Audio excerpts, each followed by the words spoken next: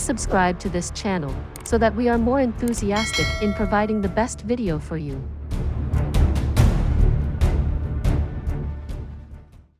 Chapter 461. What is true, and what is not? The third elder was awfully broken-hearted. He was also quite mad and puzzled. The 7 swords and the third elder had covered their long and arduous journey in that grim mood, and had finally returned to the snowy peaks. And they went to the silver blizzard city the moment they returned to the snowy peaks. The entire sky had been enveloped in a blizzard. And it was extremely cold. However, the Silver City's people were obviously accustomed to that cold. So, they didn't care about it. In fact, they were habituated to such a nasty weather. After all, they had grown up in such conditions. These people were obviously unafraid of the cold, but the same couldn't be said for the injured ones. However, they didn't need to worry in reality. They had surely been branded as traitors by the Silver City. However, their companions had still looked after them after being angry at them for a few days in the beginning. Therefore, their injuries hadn't worsened. After all, humans are emotional beings at the end of the day. Mu Tang had inquired whether they should send an eagle to notify the Silver City's higher-ups of their arrival in advance. However, the third elder had resolutely shot down that idea after giving it some thought. And he hadn't said no without reason either. After all, the Silver City was controlled by the Xiao family regardless of how things seemed from the outside. This had been particularly the case ever since the birth of little Princess Han Yenmeng. I had always believed that the Han and Xiao families were one family. Who could have said that we weren't the same? We hadn't even known about this matter. But it suddenly seems that the Xiao family had been obsessed with this the entire time. The thought that I had never even considered has suddenly left my blood to run cold. The letter would surely fall into the hands of a Xiao family member first if we sent an eagle ahead of us. And our Han family would be pacified if that happened. Therefore, the wise third elder took the safer option, and decided to travel overnight to the Silver City. After all, the lord of the city and the old master of the city would spot their arrival as long as they were to appear at the gates of the city. However, he had never expected to be intercepted by the great elder Xiao Xingyun at the base of the peak. Moreover, the great elder was also leading a team of powerful experts. How did he get the news to block me off like this? Elder brother? How come you're here? The third elder looked at Xiao Xingyun in astonishment. It wasn't that he was prepared to blindly trust a poisonous snake. After all, he knew that his elder brother had sinister motives. However, that man had still been his elder brother for 80 years. So, he couldn't change the usual term of address when that man suddenly appeared in front of him. The third elder had cursed him 1,000,000 times over the course of the journey. But he still found it difficult to accept such a cruel reality when he was confronted with that familiar and amiable face. Elder brother. Ha ha ha, you still dare to call me elder brother? Xiao Xingyun's face darkened as he gave him a deep look. In fact, it seemed like he would swallow him whole. 2 of my younger brothers are dead because of you. My grandson is half dead because of you. My great-grandson is dead because of you. Moreover, 2 more of my brothers have been rendered crippled for life because of you. You. Do you think you can still call me elder brother after everything that has happened? How did you even dare to voice the words elder brother in flattery? I won't allow you to address me like that. Xiao Xingyun sneered. His glare was as sharp as a knife. Han Fei Yun, you've boldly created strife within the Silver City by having them killed. You've committed the greatest sin. And the heavens won't tolerate this. However, you're still standing instead of kneeling and admitting your guilt. Ha ha ha. Xiao Xingyun. I won't call you elder brother if you don't want. Anyway, why are you distorting the truth when everyone here is well aware of it? I'd like you to ask your conscience, do you still think that you're even worthy of being called elder brother? The third elder's beard trembled as he gave a mournful laugh. He then slowly looked up. Xiao Xingyun. I had never thought that you would instigate this betrayal. You've betrayed the Silver City. But you're too arrogant if you think that you can take the Lord's place. The heavens will not abide by such vile ambitions. Instigate betrayal? Ha ha ha. Xiao Xingyun laughed insolently. You say that I seek to betray? Everyone knows who the first true lord of the Silver City was, right? So, let me remind you why my Xiao family's ancestor died. It was for your Han family's sake. My deceased ancestor had set up the Silver City, and he had advanced it step by step. And he eventually died for it. However, the next generations of the Xiao family had already been born by that time. It is undeniable that the son inherits the father's mantle. So, tell me something, Han Fei Yun, shouldn't Han Zhangmeng have succeeded the deceased old lord at that time? Xiao Xingyun had spoken in a very dark tone. The third elder had been rendered speechless. These arguments sounded and seemed in proper accordance. In fact, it was reasonable to argue that the Han family's ascension to the lord's position had been inappropriate. However, the Han family had never let the Xiao family down in any way. They had even been aware that the Xiao family had been doing many injustices in the name of the city. However, they had ignored it. In fact, their guilty conscience had encouraged the rising flame of the Xiao family's arrogance in the past centuries. Moreover, the Han family's children had been taught to have tolerance for the Xiao family from the start. And that's why Xiao Han was able to cause such a huge disturbance in those days. What? You've got nothing to say now? The Han family should have supported the Xiao family's younger generation for the Lord's position if they had genuinely felt gratitude and brotherly love towards their benefactor. They should have tried their hardest to help. After all, this is the best action one can take after someone does them a huge favor. But your Han family had usurped the Lord's position in the sly of that nonsensical oath. In fact, they had shamelessly done this in front of the entire world. The true young lord of the city became a follower of the Silver City as a result. And the Han family went from being the follower to the lord. There's an old saying for this: give a few drops of water, and they'll thirst for a whole river. The Han family usurped the city's command from the descendants of their very savior. Ha ha ha. Moreover, the Han family even managed to act with such self-righteousness after they had usurped those descendants' position. In fact, they were even praised by the entire world for their actions. This world is ridiculous. Don't you find it ridiculous, Han Fei Yun? Why don't you speak now? Xiao Xingyun became even more aggressive after he saw that Han Fei Yun had remained quiet. You're talking nonsense.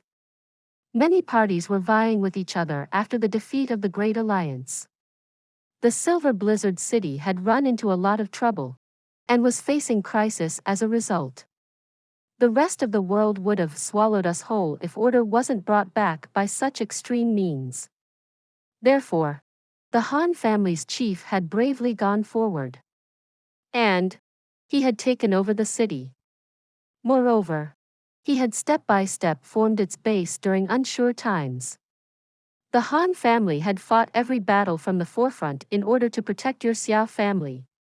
Your Xiao family was always in safe positions, and your sacrifices had also been the least. Can you deny that? Moreover, the Silver Blizzard City was only a medium-sized force in society in those days. But It's now a world-renowned superpower that can crush anyone. Our old lord had taken on a huge problem at that time. And he had worked his entire life to bring the Silver City to its current status. It can be said that the Silver City has reached its present glory because of the old lord's efforts. Can you deny this?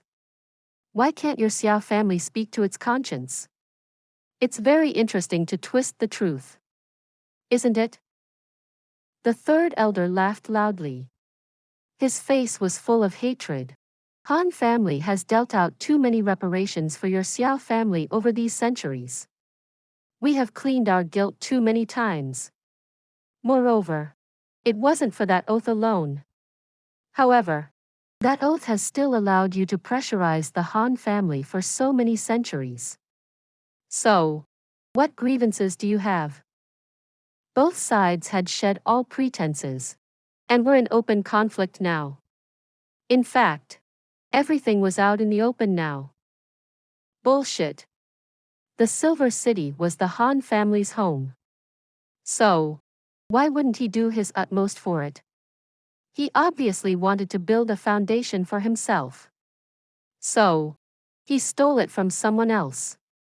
Haha, the Xiao family's position was stolen by the Han family. And you still have the nerve to speak with such a pompous attitude? In fact, you even have the nerve to involve the critical situation our city had faced at that time. But why did the Han family retain its control over the Silver City once that crisis had passed? Xiao Xingyun roared angrily. Wouldn't the Silver City's prestige have remained the same if the Xiao family had resumed control over the Lord's position? Would our city's power have weakened? What nonsensical argument is this? Are you telling me that the Han family wouldn't have done their best for the Silver City if they hadn't been allowed to take over? Xiao Xingyun snorted and continued. Your words are truly shameful. You have been shamelessly using that excuse to cover your vile actions.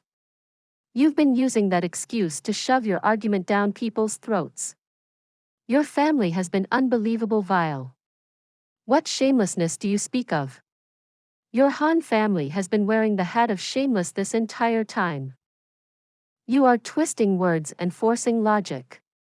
The third elder's eyes were misty and red. His finger trembled. A leader's strength and courage relates directly to the power of the city he controls. Don't you understand such a simple thing?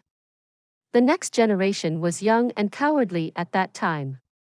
So, how could they have supported our city during those turbulent times? How were those descendants better than the old lord's skill in strategy? You only wish to add more guilt by using those words. Moreover, you are even trying to use the memory of your ancestors' sacrifice in your selfish struggle for the city's control. Don't you think that you're being too despicable? Xiao Xingyun sneered aloof and unconcerned. Don't speak nonsense. And there's no need to stall for time either. Han Fei Yun. Do you know why this old man is wasting so much time in arguing with you? It's because no one from the Han family will ever come here from the Silver City's peak. In fact, I'm sure that no one will pass from here for 2 months. So, I've nothing to worry about. Ha ha ha. I've been holding these words in my heart for so many years. But I finally spoke them to my heart's content. I believe that I can speak these words squarely and uprightly to the whole world. And I'm sure the whole world will be convinced by them. Xiao Xingyun had roared those words out. But he spoke with an extremely sad and hollow voice afterwards. My second brother and I had planned this over our entire lives. And our desires are within reach now. However, he won't be able to witness it. He will never be able to see it. My second brother, he'll never see it, he roared as his body trembled and eyes watered. The Xiao family's powerful and might Xingyun and Buyu had never been separated since childhood. However, they had been broken apart forever when they had reached such an old age. It was impossible to describe the pain of Xiao Xingyun's heart. Consequently, he had come to hate the Han family's members even more, especially the ones who stood in front of him at this time. Xiao Buyu is to blame for courting disaster for himself and Xiao Han. What does the Silver City have to do with it? What did we have to do with it? But you still wish to take it out on us? That's ridiculous. Han Fei Yun gave a sharp glare as he secretly grasped his sword. This is rebellion, Xiao Xingyun. This is a rebellion against the Silver City. There was a flash as a sword was unsheathed with a whoosh, and a piece of clothing fell to the ground. I break my ties with you from this moment forth. I discard the friendship we have shared. Please subscribe to this channel so that we are more enthusiastic in providing the best video for you. Chapter 462. A Battle of Certain Death. Ha ha ha, good. Good. Good. End the ties. Break it clean. Xiao Xingyun laughed heartily. A light flashed in his eyes, and an increasingly murderous desire flashed in them. He then shouted after waving his hand. Come everyone. Kill these rebels. Don't let anyone live. Kill without quarter. A circle of white-clothed men with swords appeared behind him with an explosion. Han Fei Yun's body had flown backwards the moment he had spoken of breaking the relationship. He then quickly arrived in front of Mu Shuetong and spoke up in an urgent and low voice. Things don't bode well. I fear that there's a traitor amongst the 7 swords. So, it won't end well here. You must protect the little princess. Escape the first chance you get. The Silver City seems close, but it still isn't within reachable distance. So, you must turn around and rush to Tianxiang City. Then, you look for Jun Wuyi and Jun Moxie. They're the only ones who can help us now. Remember this when we go all out and hold these people off. You must remember this. This concerns the Silver City and little princess's future. You mustn't fail. He quickly finished speaking those words while he was surrounded by silver-robed swordsmen. Each of them had a gloomy expression in their eyes, and a savage look on their faces. They had greeted him with respect by calling him an elder in the past. However, they showed no quarter as they unsheathed their swords towards him. Xiao Xingyun whistled, and 5 white-bearded men rushed out with drawn swords. The surface of their swords had 2 colors, and they seemed to be oozing the anger of a dragon. Spirit Xian 2nd rank. The doubled snow swordsman, the 3rd elder Han Fei Yun cried out in alarm. These were 5 gifted experts of the Silver City. These 5 men had suffered a devil's bite during cultivation in the past. But these 5 men were very tenacious by nature. So, they had found another method so practice cultivation. And this strange cultivation method had opened a different channel of meridians inside their bodies. Their meridians had been sealed off during the devil's bite. However, those sealed meridian had also opened up as a result of their successful endeavor. Each of these 5 men possessed the strength of a 2nd-grade Spirit Xian expert. However, this strange cultivation method had made each of them twice as strong as a regular Spirit Xian expert. Moreover, half of their composition was cold, while the other half was warm. And they were capable of making these 2 sides intersect. But these men had gone to the desert 15 years ago to deal with their defects. And there hasn't been any news of them since then. Everyone in the Silver City thinks that they've died there and have gotten buried in the sand. But they've suddenly appeared here like this. What? The 3rd elder quickly jumped back in shock. His expression in his eyes was one of extreme alarm. How are you here? Didn't you people die in the desert 15 years ago? The 5 men were expressionless. It seemed that they had no idea what this man in front of them was talking about. Their swords formed a colorful net of sword attacks, and a biting cold murderous aura plummeted downwards with an explosive sound. The 7 swords screamed in unison as their glittering swords intertwined. Then, they charged straight ahead. They had done this to create a time window for the task the 3rd elder had previously spoken about. The 5th elder's beard fluttered, while his sword appeared like a dragon as he charged towards Xiao Xingyun. His target had been his revered elder brother until recently.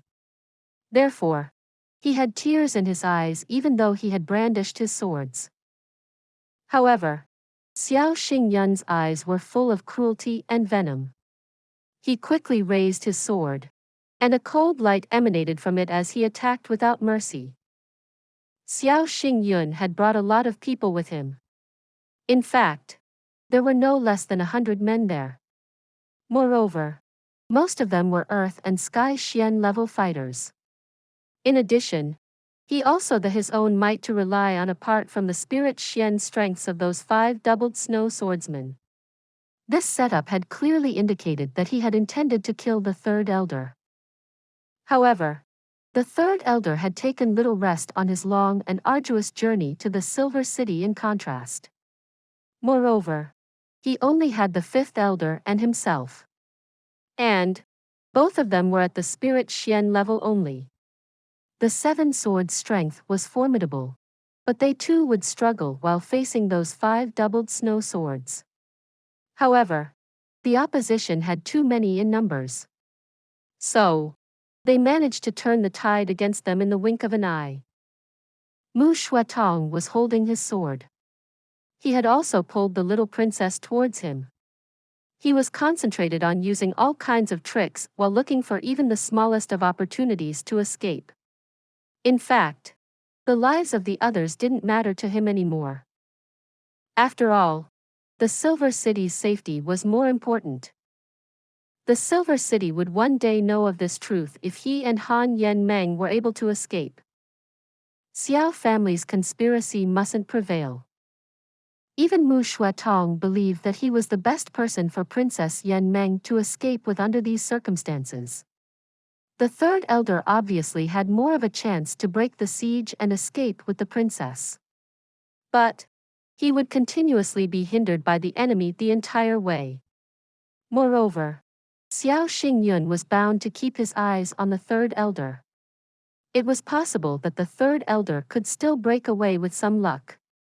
However, he wouldn't have been able to escape far since he'd be burdened with the princess. Therefore, the strong could only sacrifice themselves and delay the pursuers as much as they could in order for him to escape with the little princess. However, this wasn't time for any courtesy. So, Mu Shuatong understood what the 3rd elder had said, and agreed to it in a tacit manner. Han Yen Meng felt despair when she saw that group of people fighting to death around her. She was familiar with most of those people. They had regarded her as a treasured gem, and had carried her around in childhood. They were like close relatives to the little girl. However, a few of her relatives had suddenly rebelled, and were attacking to kill the people who were trying to defend her. All of us are born from the same source.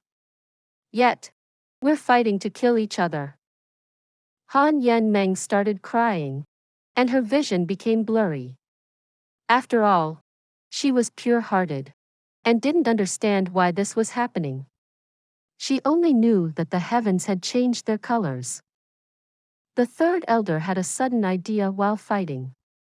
And he quickly drew back while the 5th elder and the 7 swords took on most of the fighting.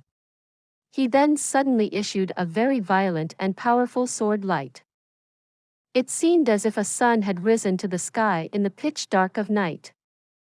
10,000 sword lights rushed down. And it seemed as if the galaxy itself was falling. The 3rd elder had exhausted his strength with this sword attack.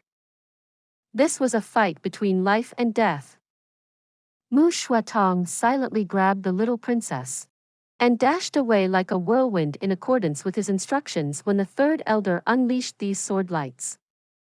Xiao Xingyun suddenly sensed that things were amiss. So, he roared, "Stop them! Capture that little wench!" He then suddenly turned to the other side and roared, "Do it!" And things changed very suddenly with that order. One of the 7 swords swordlight changed directions and attacked the limbs of his own brothers. It was unknown how many years of brotherhood they had shared. This attack drew out many screams. 3 of the 7 swords stared wide-eyed as blood flowed from their chests. They slowly turned to look mournfully at their younger brother. Their eyes were full of sadness, confusion, and anger. That man's eyes were full of guilt. Then, a complicated expression bubbled up in his eyes as he confessed in a low voice, "I'm sorry. I'm a man of the Xiao family." The eyes of the 3 people filled with a sense of realization. Then, they fell to the ground with a serene expression in their eyes. They hadn't had the slightest trace of resentment on their faces till the moment they died. Perhaps it could be said that they had regarded him as their brother until the moment they had died. However, the last expression in the eyes of those 3 men had been one of endless pain. "Ah!"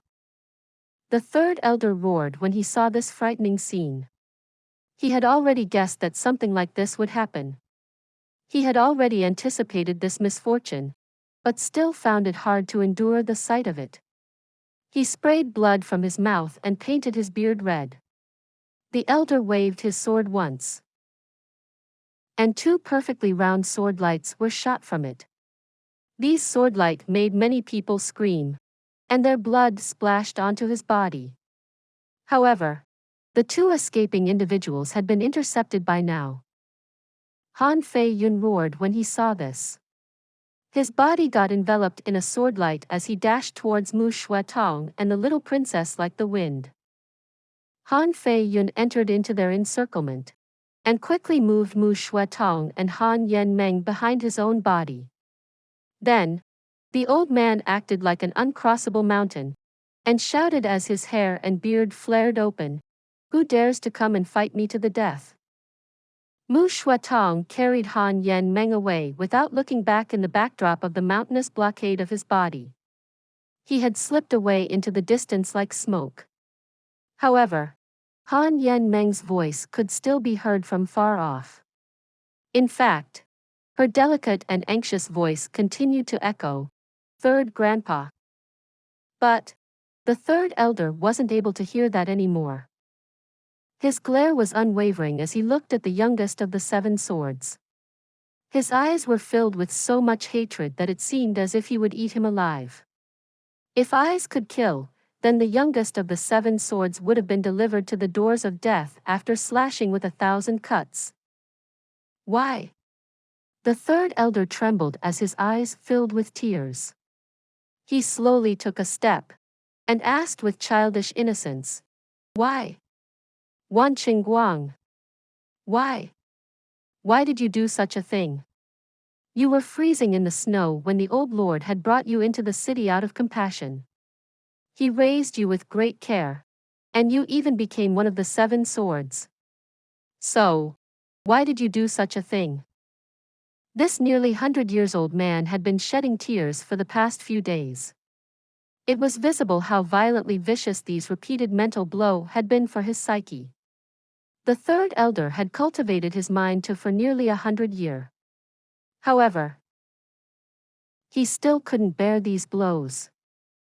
Wan Chengguang's face had become somewhat pale under the third elder's hateful glare. He couldn't help but take a step back. His eyes brimmed with guilt as he murmured, I also didn't want to do this. Third elder. But I'm from the Xiao family. My real name is Xiao Jianmeng. In those days, Haha, didn't you think it was strange how I got this information, Han Fei Yun? Do you realize the answer now? This is only one of the many great secrets of the Xiao family. In fact, this only one of our many trump cards. Your Han family is as good as destroyed. Han Fei Yun. And it will be forgotten soon enough. But I will leave your corpse intact for the sake of our previous mutual affection. Haha. Do you genuinely believe that this will happen, Xiao Xingyun? The third elder had deliberately chosen the narrowest part of a ravine to make his stand. He was only one man and one sword. So, he knew that he was going to die. Kill him. Kill him quickly. We can't let those two fishes escape our net. The consequences will be unbearable if that happens. Xiao Xingyun waved his hand as his face filled with a murderous intention. The remaining 3 people of the 7 swords and the 5th elder had been bathed in blood by now owing to the many rounds of skirmishes. However, they stumbled to the 3rd elder despite the exhaustion, and made a stand next to him. Their glare was on of determination. And their expression was one of indifference. They wouldn't even look at the traitor anymore.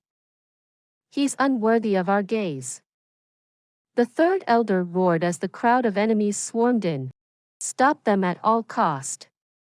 They mustn't take a single step forward from here. The other 4 replied their assentation.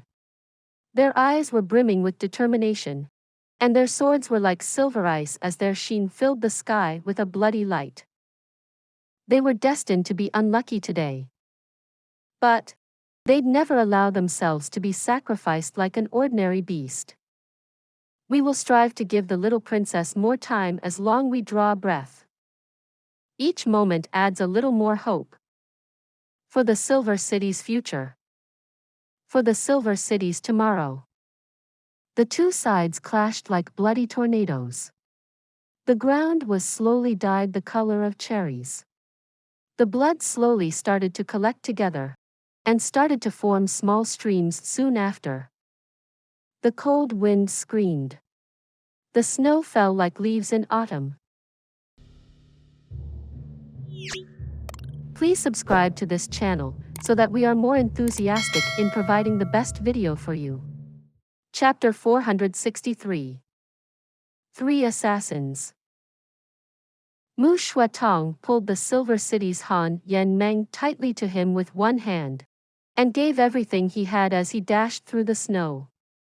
He didn't even dare to glance back. And that's because he knew that his speed would slow down if he were to glance back for even a second. And there was a chance that he would get caught if he was slowed down even momentarily. However, that would mean that the sacrifice of the 3rd elder and the others would go in vain. Therefore, he lowered his head, and escaped in grief and indignation with every ounce of strength he could muster. He could hear those resounding and landslide-like explosions in the distance behind him. It seemed like a spirit Xian expert was giving everything he had. In fact, it seemed that he was even depleting his hidden tricks while doing his best to attack the enemy. Mu Shuatong was only at Sky Xian, but he had been considered a prodigy. There were many spirit Xian experts in the Silver City. So, he could recognize the meaning of such explosions very clearly. The 3rd elder was laughing shrilly in the distance. Are you enjoying this, Xiao Xingyun? Ha ha ha. Xiao Xingyun sounded furious. So, you're going all out? Everyone, use everything you've got, and cut that bastard up with your swords.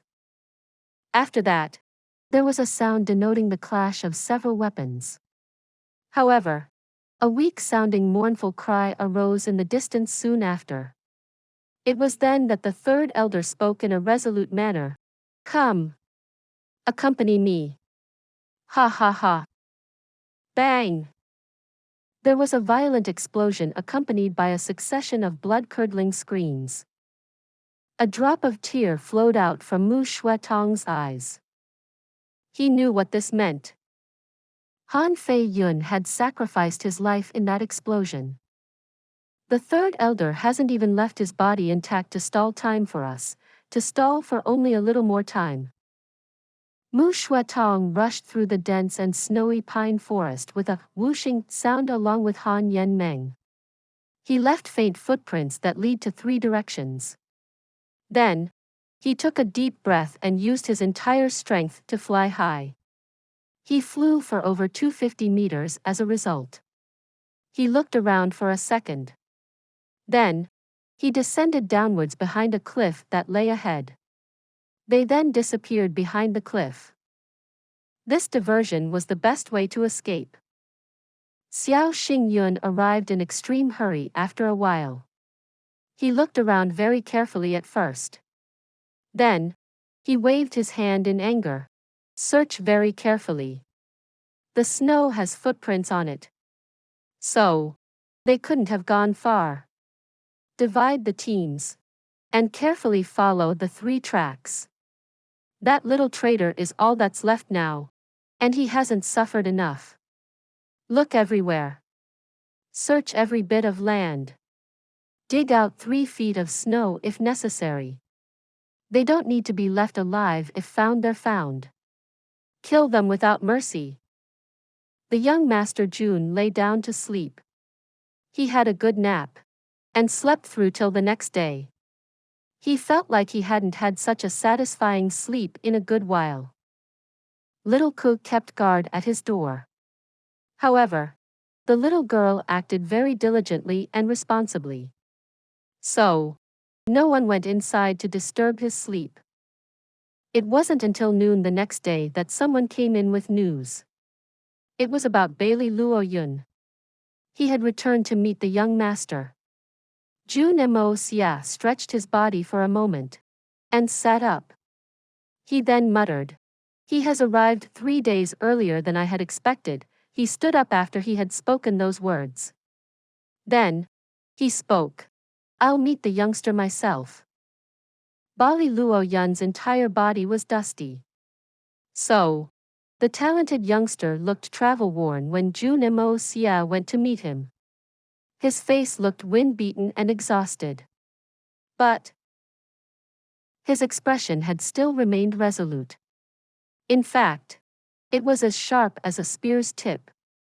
Moreover, his body had a somewhat ruthless aura about it. The young expert emanated a very cold, dense, and awe-inspiring aura as he stood there. And the Jun household's guards felt great unease because of it. In fact, they couldn't help but be vigilant against it. The guards who kept watch at the Jun household's doors were merely ordinary soldiers. However, they were still veterans of numerous battles. So, one could well imagine the grandeur and tyranny of an aura that could make them feel so uneasy. A thin line of light flashed in Bailey Luo Yun's eyes when he saw that Jun Moxie had come to meet him in person. So, he solemnly cupped his fist and said, I'm back, young master. Welcome back.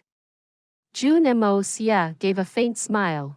And asked, how are things going? I've killed those 50 people. There was no trace left in those places, except for those verses you had mentioned. Bailey Luo Yun had spoken with a trace of indifference.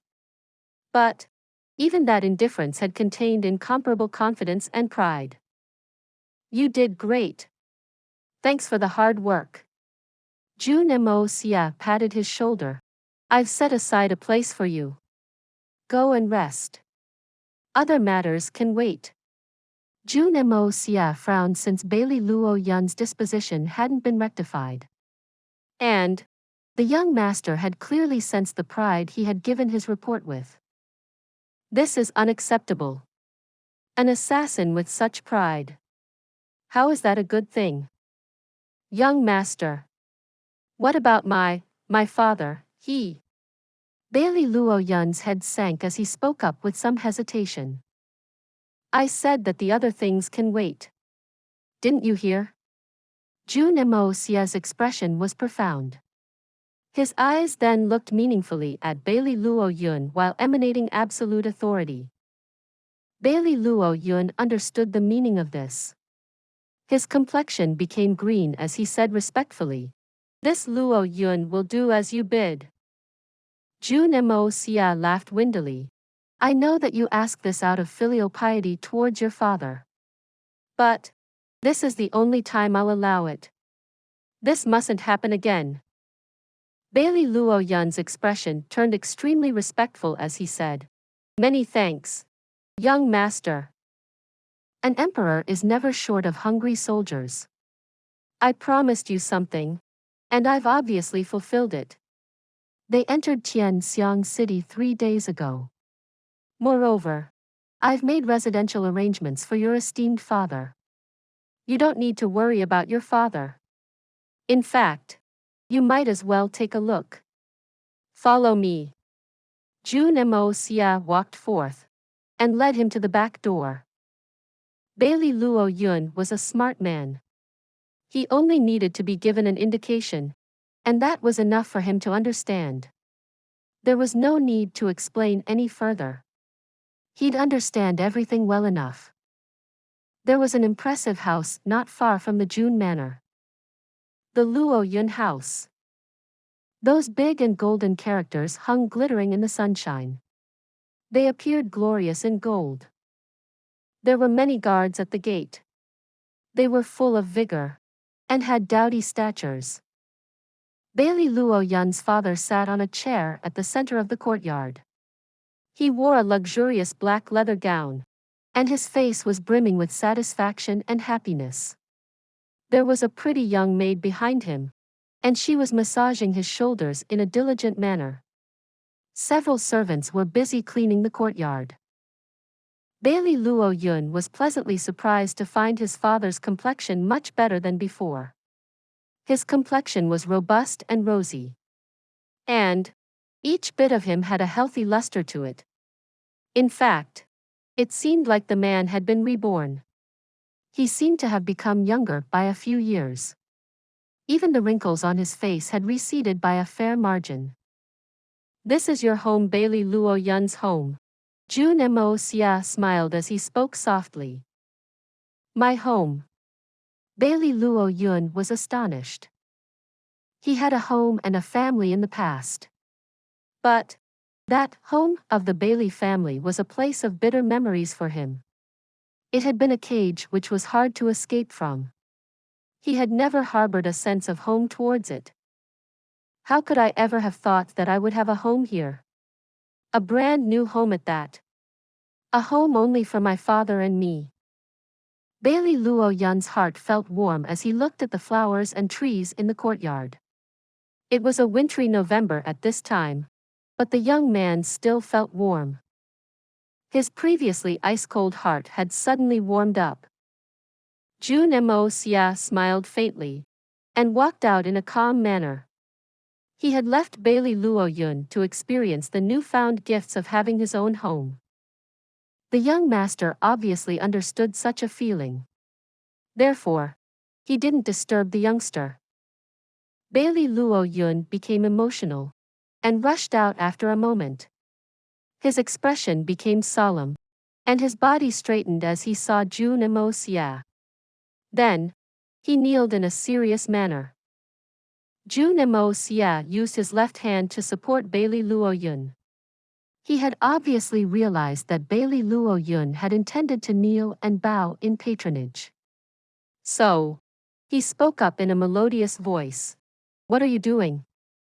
I'll obviously make proper arrangements for you since you're working for me. I've done this so that you don't have to worry. This is the natural order of things. So, don't do this. I want a reliable subordinate. But I don't want you to kowtow like an insect."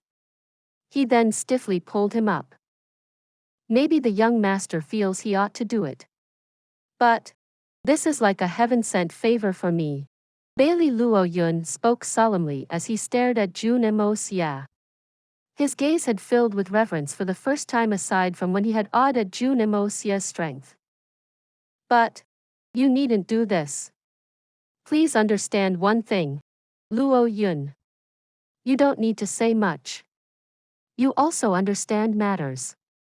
So, We might as well speak openly about this. I won't reward you if you become useless to me. And you must realize that your value isn't limited to a house. We still have to rampage over the entire world. And I need your skills for that. Remember what I had said earlier, that was the only time. This shouldn't happen again. Jun Moxie spoke slowly. His words had been blunt. Perhaps a bit unpleasant as well. But Bailey Luo Yun knew that it was genuine truth. And that had made these words pleasant to hear. Everyone dreams about good things falling in their laps from the heavens. But no one ever think about why it should happen. Why would good things ever fall in one's laps? Why would anyone reward oneself if they don't have any skill or haven't done anything of significance? This is exactly the reason why one gives presents to the government official, and not a farmer. After all, an official can do the work which a farmer can't. Obviously, it'll be a different matter if one looks at his flower of a daughter. However, understanding is truth one thing. And being able to state it so frankly is another. Moreover, doing what one has said was a different matter altogether. Don't the big families have hundreds of talented fighters in their ranks? Even the richest man in the world may die while paying for their subordinates' expenses. Of each talented individual was assigned a house full of servants. The Jun family has many peerless experts. So, why is the young master taking care of me in this manner? Don't tell me that I'm more useful than those old foxes, or even a Sky Xian expert. Bailey Luo Yun lacked the self-confidence when it came to this matter. Therefore, Bailey Luo Yun nodded in a solemn manner, and didn't show how moved he was again. Instead, he spoke up firmly. I understand. Ah, excellent. It seems that you forged ahead in your Xian strength's ranks as well. You were at Jade Xian peak the last time I saw you.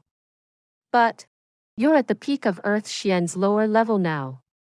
You will be at the middle rank of Earth Xian after one more step. This rate of progress is quite fast. It's indeed lightning fast.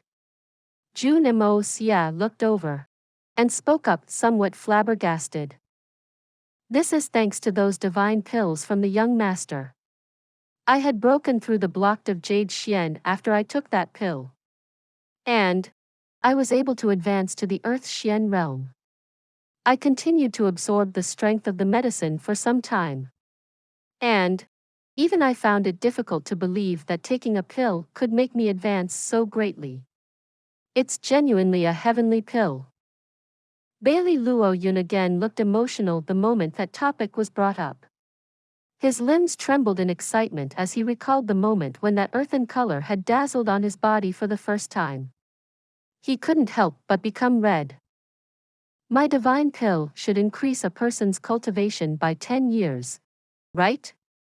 However, his breakthrough goes against the usual norm. Jun Moxie stared wide-eyed. He gaped, but remained silent. What kind of person is he? Many of men had taken that pill before. But no one had advanced levels in such a terrifying manner. Yet, this guy has advanced so much with only one pill. He made it to the breakthrough. That's possible. But he went even forward until he reached the peak of the next sublevel. This speed is amazing. This advancement was still far short of the 7-8 levels Jun Moxie could advance in a single time. But Jun Moxie understood the difference well. I can jump more than 10 levels in one go. But that's because I have the ultimate cheat tool, the Hongjun Pagoda. So, my body's aura can be replenished anytime and everywhere. But this Bailey Luo Yun has nothing. He only has innate skill. But this kind of innate skill is not normal. It is worth it to invest a lot in such an innate talent. The only bad thing about this youngster is that he still can't follow strict orders. But this important rule can be established slowly and steadily. After all, the canal is formed when the water flows. There's a new task for you. You will be responsible for training your body's overall development this time. Jun Moxie handed Bailey Luo Yun some loose papers. These papers had a few body poses along with some notes on them. Each posture was extremely odd, almost exceeding the limits of the human body's ability to adapt. Bailey Luo Yun took a quick glimpse of the paper. And he couldn't help his eyes from flashing. An average person would look at these postures and would find them outlandish and undoable. However, Bailey Luo Yun was a genius at martial arts. Moreover, he possessed excellent comprehension ability. So, even a quick glance was enough for him to assess that these postures contained endless potential. Bailey Luo Yun genuinely thirsted to improve his strength. So, this was the best and biggest rewards for him. Bailey Luo Yun had been slaughtering people the entire journey here. And he had gradually started to enjoy it as well. Therefore, he was quite satisfied with things. However, he had always enjoyed the process of increasing his strength in a gradual and procedural manner. Therefore, Bailey Luo Yun didn't hesitate, and agreed to it without a thought. Here is a list of names. I want you to memorize them. You must kill one of these people after every 3 days you spend in training. The glint of a cruel light flashed in Jun Moxie's eyes. You decide who you'll kill first. These men are our enemies. However, there isn't much of a hurry when it comes to dealing with them. So, we can clean them up slowly. There is no urgency. Do you understand? Jun Moxie said slowly. Bailey Luo Yun nodded slowly while taking the precious papers into his possession. I want you to reach the Earth Xian Peak in 3 months. Jun Moxie moved his hands behind his back as he said these words lightly. I will help you break through from Earth Xian level when the time comes. I will get you to the first ranks of the Sky Xian realm, maybe even higher. Bailey Luo Yun trembled. But there was a fiery light in his eyes. Jun Moxie returned to his courtyard and heard Guan Qing Han play her flute in her area next doors. The music was mournful. It still emanated a heavy pressure. In fact, it emanated an unbearably heavy pressure. Jun Moxie sighed and shook his head. His gaze then fixated on the 2 crazed figures that were inside his courtyard at this time. They were the 2 young kids who had previously nipped at their fingers to write their blood oaths. Those 2 kids didn't have a tongue, and one of them didn't even have an arm. Moreover, it was the right arm. He had given them a training manual before he had gone to the Southern Heaven City. The level of training was 3 to 4 times of what children their age could endure. Moreover, the foundation of their bones weren't good. So, their prospects weren't good even if they trained with everything they had. However, Jun Moxie was surprised to find that these 2 children had somehow persisted even though they appeared so thin that they would get blown away by a gust of wind. In fact, they had somehow increased their capacity to train by 3 to 4 times. It could be said that the spirit devourers and heaven destroyers were training to their limits. However, these 2 kids were training themselves to the edge of their lives by the same analogy. They would train 4 times a day, and they wouldn't stop unless they felt that they would die. Moreover, they would resume training the moment they felt that even a little strength had returned to their bodies. And they had been doing this for the last 3 months. They had already broken the wooden pikes that Jun Moxie had grounded for them. In fact, they had done so several times.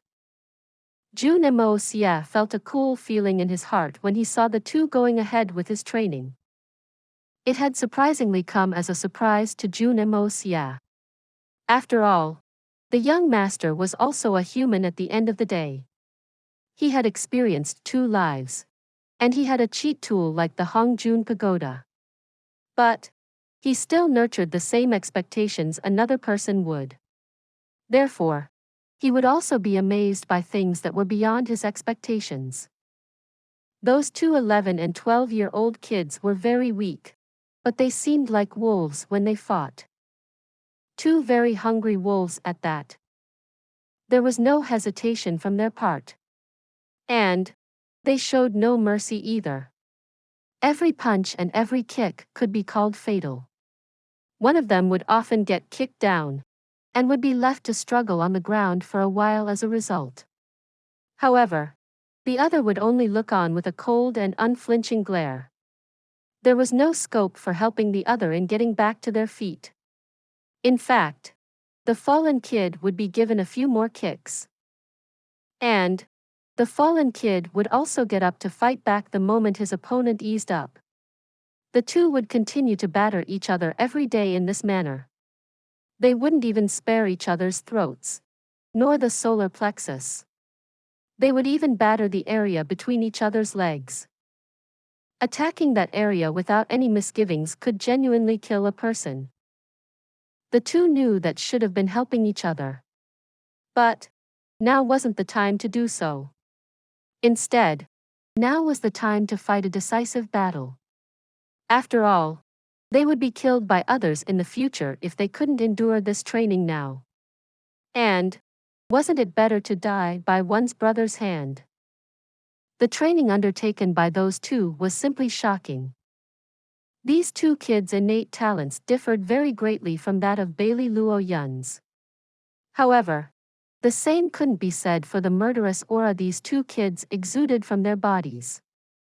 In fact, their ruthlessness was even more prominent in comparison. Those 3 had an assassin's disposition, and Jun Moxie had discovered this. In fact, they'd make for the 3 great assassins. Old man Jun had visited these kids once.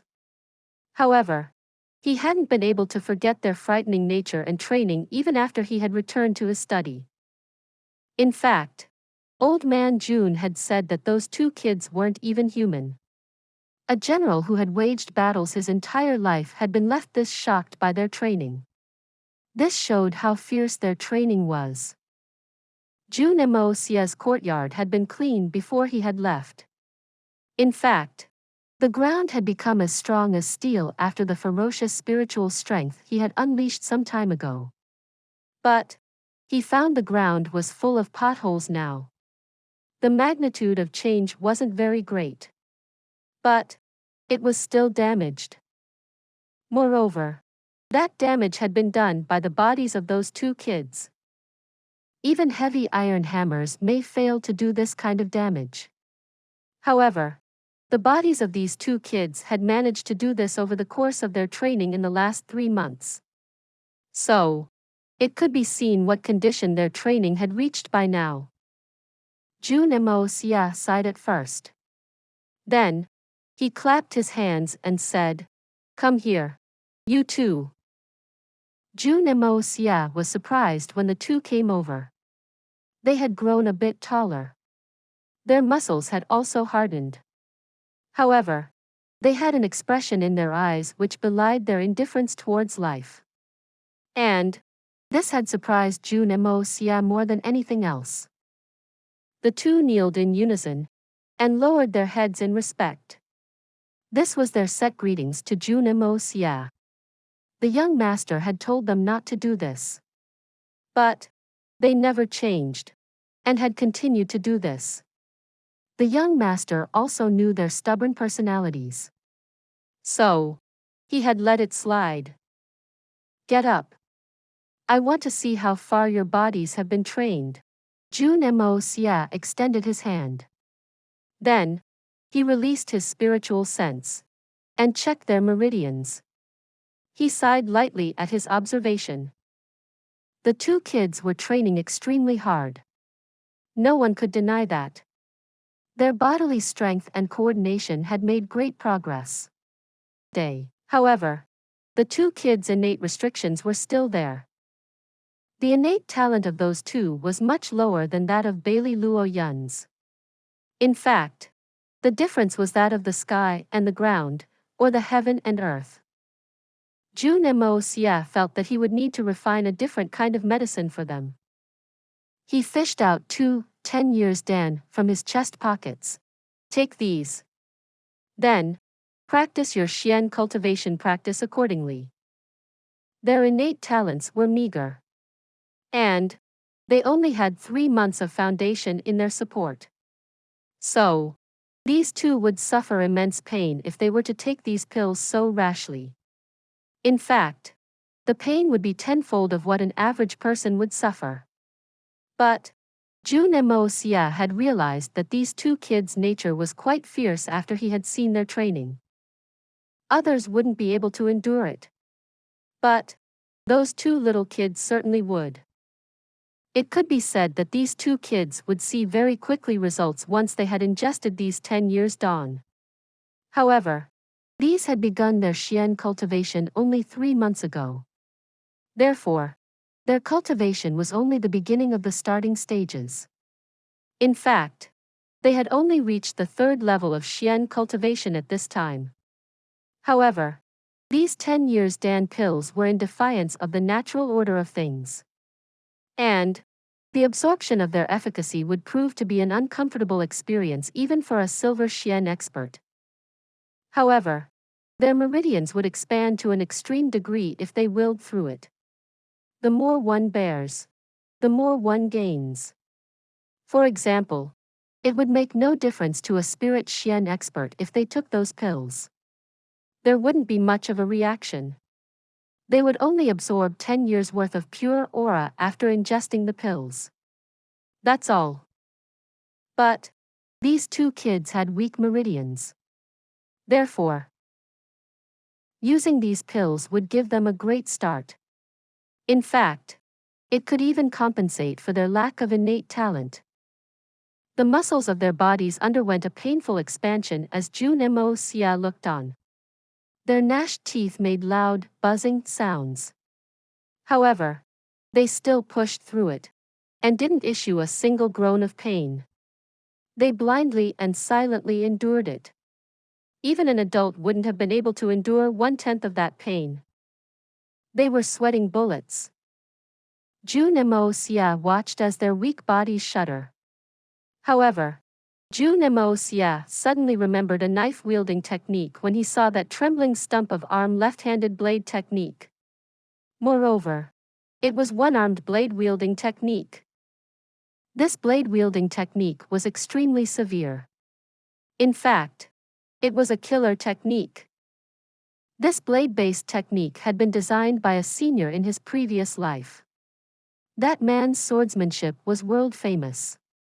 His strength was even more renowned. Unfortunately, his enemies had managed to ambush him one day. And they had chopped off his right hand at that time. But they deliberately didn't kill him. After all, his skill set would be useless since his right hand had been chopped off. So, he wouldn't be able to use it anymore. His enemies had obviously planned to cripple him so that they could shame him in front of the entire world. However, that man wasn't discouraged. He took immense amounts of pain to contemplate matters. And he created an extremely powerful left-handed blade-based technique after 10 years of hard work. He then went back and killed his enemies after his blade-based technique was ready. That man had been no match for his enemies even when he had been at the peak of his prowess. However, his enemies weren't even able to fight back once he had designed and completed his new blade technique. And this was enough to assess the true hegemony of that technique. However, that blade technique was extremely dangerous. It was an extremely strange method as well. It could cut the user's body if they weren't careful. And that's because every chop against the enemy would come from a very unexpected angle. This obviously made it very difficult for the enemy to guard against the strikes. But it was also quite dangerous to practice as well. However, this was the only method that kid with only one arm could use. The other kid's limbs were still intact. However, Jun Moxie had planned to teach that other kid a very strange sword technique as well. The two of them would form a very deadly force after they had combined their blade techniques in a harmonious manner. The two kids had suffered the pain for an hour. They had lain twitching on the ground during the later part of it. Even their sweat wasn't visible. In fact, they had clenched their teeth so hard that even the root of their teeth had started to bleed. The veins of their body had pulsated to their skin. The two of them were still gnashing their teeth even though the severe pain had ended by now. In fact, their muscles had become so taut that they couldn't even open their mouths. The young master's formidable spiritual power surged forth and loosened them up. The two finally opened their mouths and saw each other's pained expression. They were covered in wisps of blood. But their eyes were filled with an expression of non-acceptance. This is a set of blade-wielding moves. Jun Moxie conveniently grabbed a blade. He held it in his left hand and raised it as he said, "This will suit you." The face of the one-armed kid became fervent as he heard this. And he watched Jun Moxie's every move with careful attention. His eyes were opened wide. He didn't even dare to blink in fear of missing some minute detail. Jun Moxie moved slowly. His Xian strength circulated under his feet as he moved, and left shallow footprints on the hard ground. He then moved into the same track marks as he demonstrated that technique for a second time. "Did you understand?" The one-armed child nodded twice. His talent was very limited. He wouldn't have understood much of them technique even if it had been displayed once again. In fact, he wouldn't even have remembered many of the strokes. However, he had clearly understood Jun Moxie's intentions. He could practice this technique by retracing Jun Moxie's footprints. Then, Jun Moxie taught the other kid a different sword technique and told the two of them to practice. Suddenly, the guards came in and announced, "The Dugu family has sent an invitation. They've invited the young master for dinner today." Jun Moxie was stumped by this. "What? I'm invited for dinner? What's this?" Please subscribe to this channel so that we are more enthusiastic in providing the best video for you. Chapter 464. The consequences of being forced to lose weight. Is the Dugu family is looking for me to talk about Dugu Xiaoyi's marriage? This was the only possibility that came into Jun Moxie's mind. How will I face it if they raise the issue of an engagement? The invitation card spoke very clearly. It was quite concise and comprehensive. It only had one sentence. The Jun family's Moxie is requested to come to the Dugu family's manor for a visit. The inscription unexpectedly bore Dugu Zongheng's name. The handwriting was very clumsy. In fact, it was almost unsightly. But the tip of the writing brush seemed to have been full of hostility. It was bold and uncouth. So, it was evident that Dugu Zongheng had personally written it. This was an exceptionally simple invitation card. But it portrayed the importance the Dugu family had attached this meeting. It also depicted their resentment. Old man Dugu Zongheng had written it himself. And this was enough to tell the importance they attached to it. But the concise wordings pointed straight to the heart of the matter. So, that one sentence belied their helplessness and unwillingness regarding the meeting. The young master secretly made his calculations. The Dugu family would also wish to re-establish the little girl's reputation apart from talking about my marriage to her. Right? After all, That girl had returned in front of everyone with a big belly. It was one thing to joke about it. However, wouldn't any resolute person find it odd that her belly had become that big in only 3 or 4 months? But the fact remained that the little girl's reputation had been ruined. And this point had also touched Jun Moxie. The Jun and the Dugu family could be considered well-matched as far as the facts were concerned. In fact, there were no others who were better matched. But the Dugu family would never allow their only granddaughter to be a concubine. In fact, it wouldn't matter to them even if they knew that Dugu Xiao had still retained her chastity. Moreover, they wouldn't understand that Jun Moxie only cared about Guan Qinghan. It was extremely necessary for them to establish the little girl as the first woman. Guan Qinghan had sacrificed her virtue to save the young master. And it was pleasant to say this. But she had been the young master's elder sister-in-law at one point of time. Therefore, there would always be some social trouble in the name of Jun Moxie's elder brother even if he were to undertake the wedding ceremonies with her. After all, Guan Qinghan's past status would never allow her to become his true wife. However, the little girl had great relations with Guan Qinghan. So, it would make for a good arrangement if the little girl was the first wife, and Guan Qinghan was the concubine. Jun Moxie frowned. This must be why the Dugu family is looking for me so urgently. However, wasn't old man Dugu looking for the wrong person?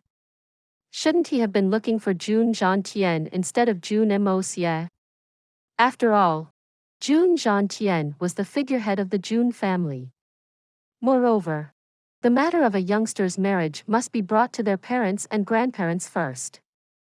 Moreover, Jun Moxie wasn't someone who could face Dugu Zongheng this directly.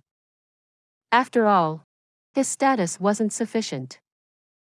Jun Moxie was currently covered in fame, and had experienced rampant military success. However, this wasn't good enough.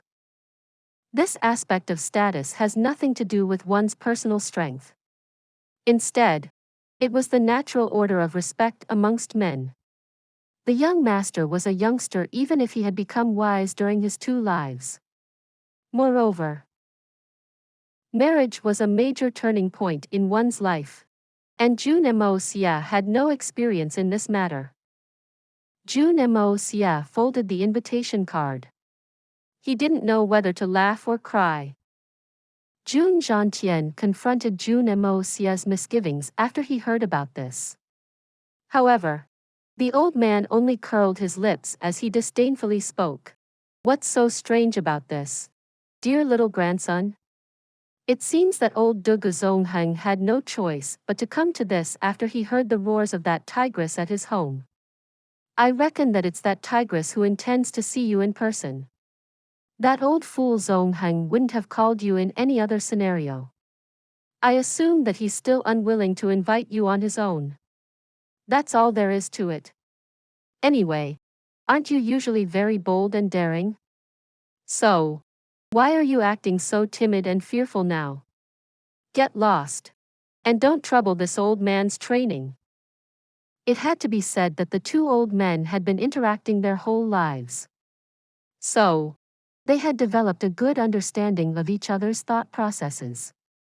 And old man Jun could speculate the truth by merely giving it a second's thought.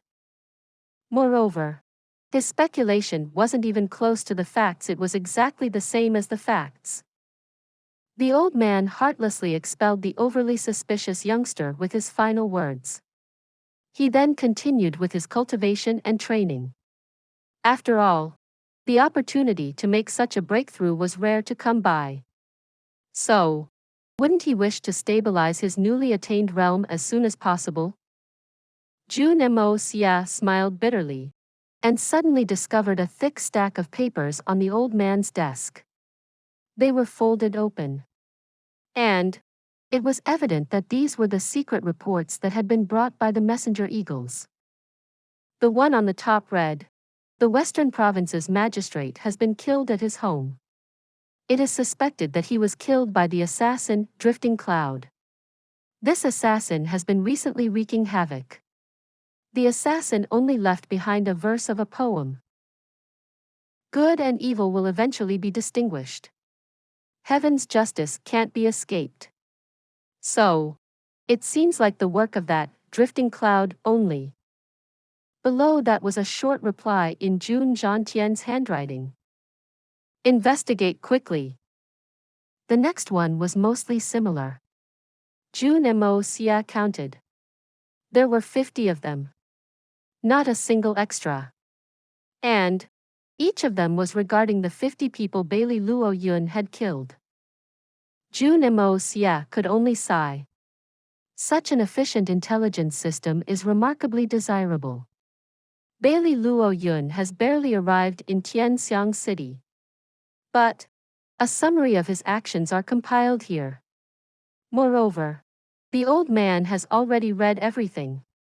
This shows that the information had arrived before Bailey Luo Yuan. The Jun family controlled this intelligence network. However, it was a pity that its real master was the imperial family of Tianxiang Empire. In fact, it wasn't under the Jun family's influence by any means. This meant that this network would become useless in case of a feud. Moreover, it would also become a huge problem. Jun Moxie frowned. He put the sheets back to their original place and slowly walked out. He had barely exited when a guard hurried over. The guard was followed by a grotesque-looking fat individual. Jun Moxie was shocked at first.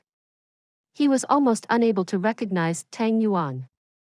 He hadn't seen the fatty for 3 months. But he had become even fatter now.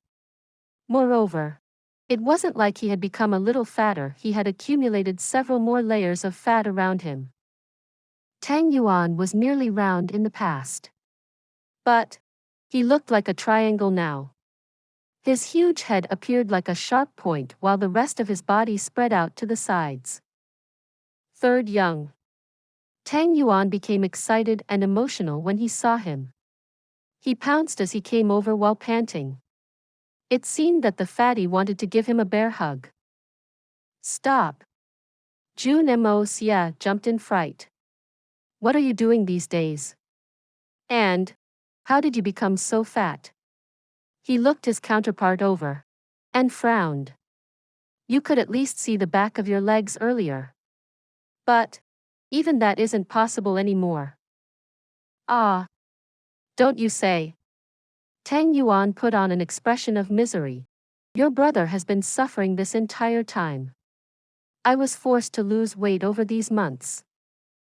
What? Forced to lose weight? Bullshit! Jun Moxie exclaimed. Did forcing you to lose weight result in you reducing it from 150 kilos to 200? Wrong! Tang Yuan addressed Jun Moxie's mistake in a serious manner.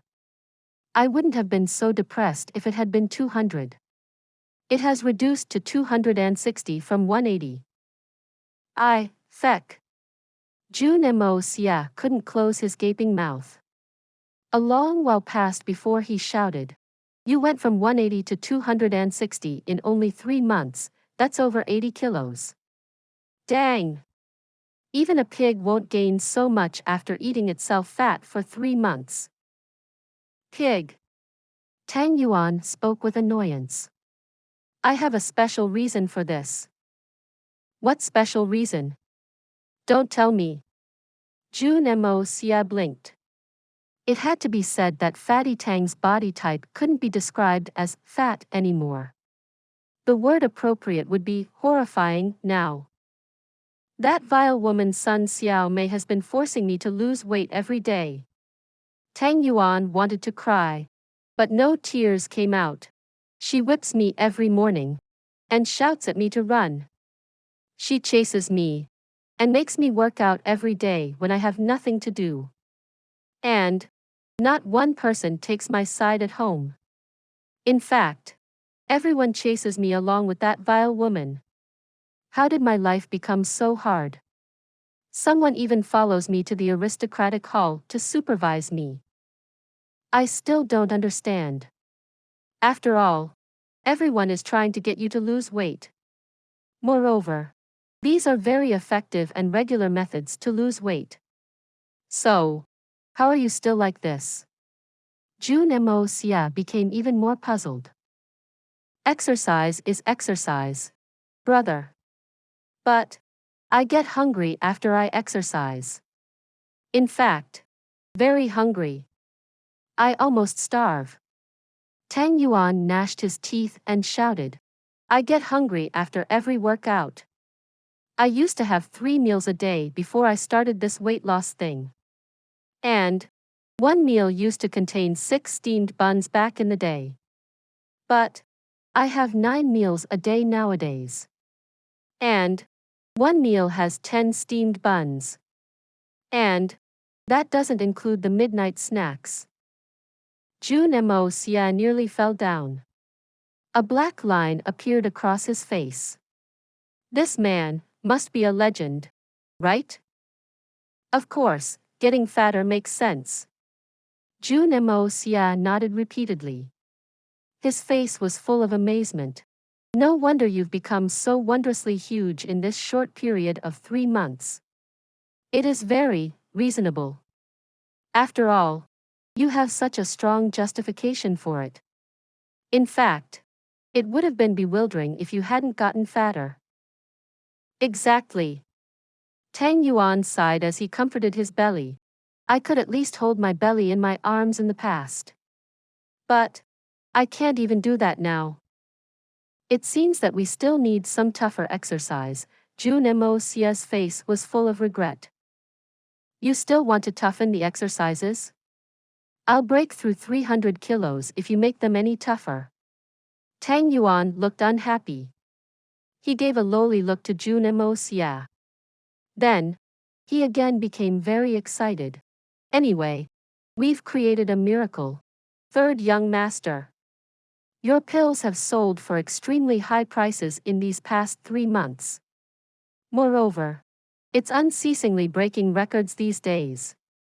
The bottles you had left behind have turned into a treasure trove. We've made about 900 million shining white silvers.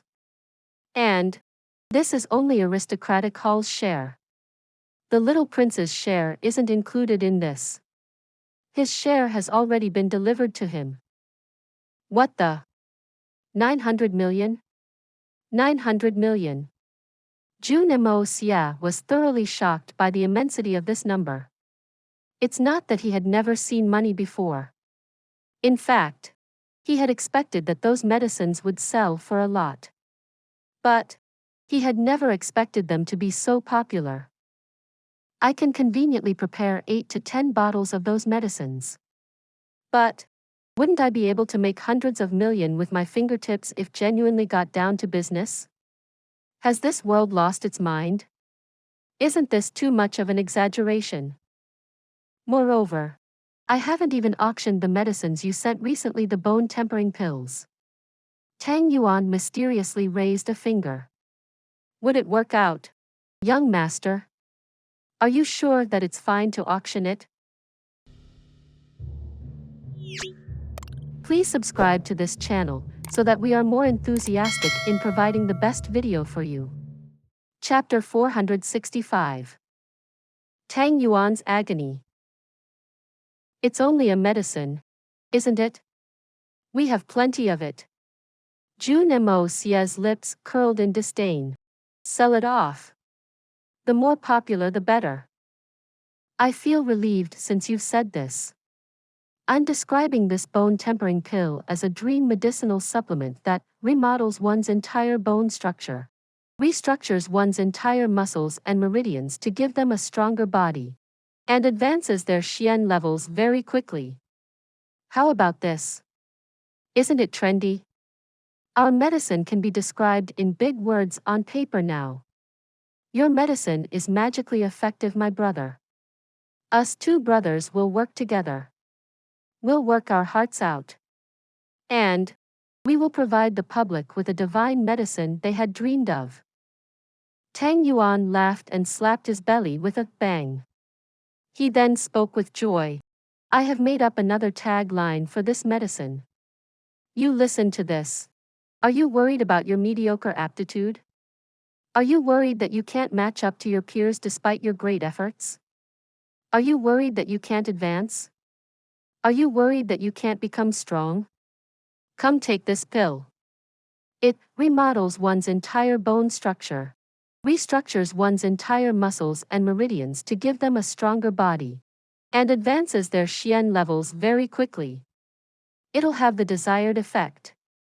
You will become a talented genius. Silver and gold will rain from the sky. Take it now. Come. What are you waiting for? There's no time to lose. Or the opportunity will be lost.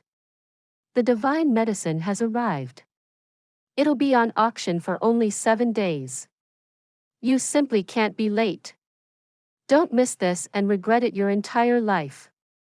How is it? Isn't it good? Tang Yuan seemed very satisfied as he finished speaking. He then saw that Jun Moxie's frozen eyes were looking at him. Fatty Tang, you've come from planet Earth, haven't you?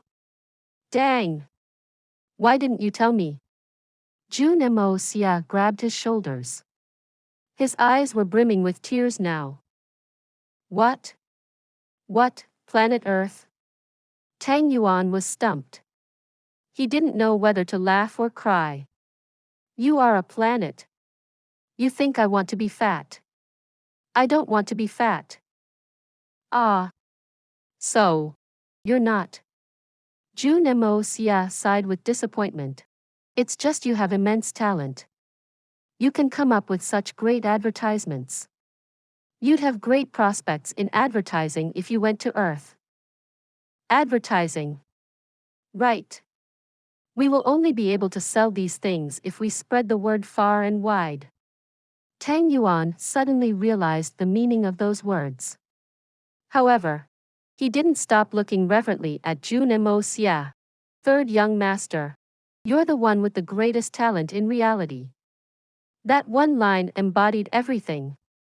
This brother's admiration for you is as endlessly as the water of a large river.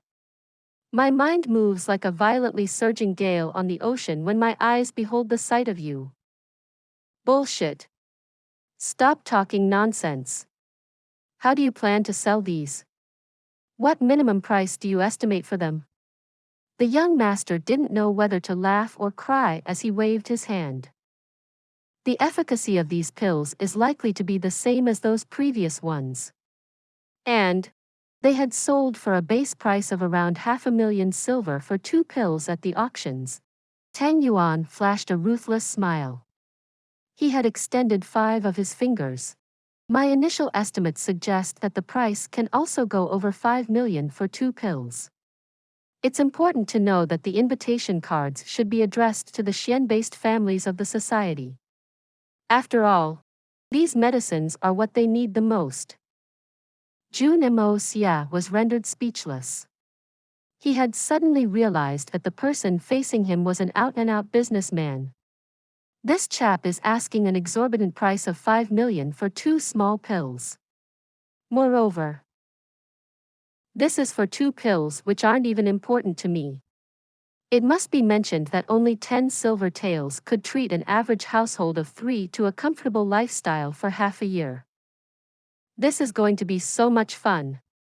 This fecking fun. Tang Yuan was excited. His eyes were filled with the gleams of glittering silver. I had always dreamt of such a day, when I would sit comfortably and count the money. Dang! But I had never expected that I would get to count silver notes instead of silver coins. In fact, I sometimes even pull a muscle in my hand while counting the money. This is so much fun. I count it every evening myself, and the counting continues till midnight. This is great. You are too great. Jun Moxie felt defeated. He had never imagined that he would ever be left so speechless. The entire wealth of the aristocratic hall couldn't even be replaced for silver coins. In fact, it can be estimated that even 1/10 of our money would be enough to fill a room. And Fatty Tang would probably lose a good amount of weight over one night's counting session.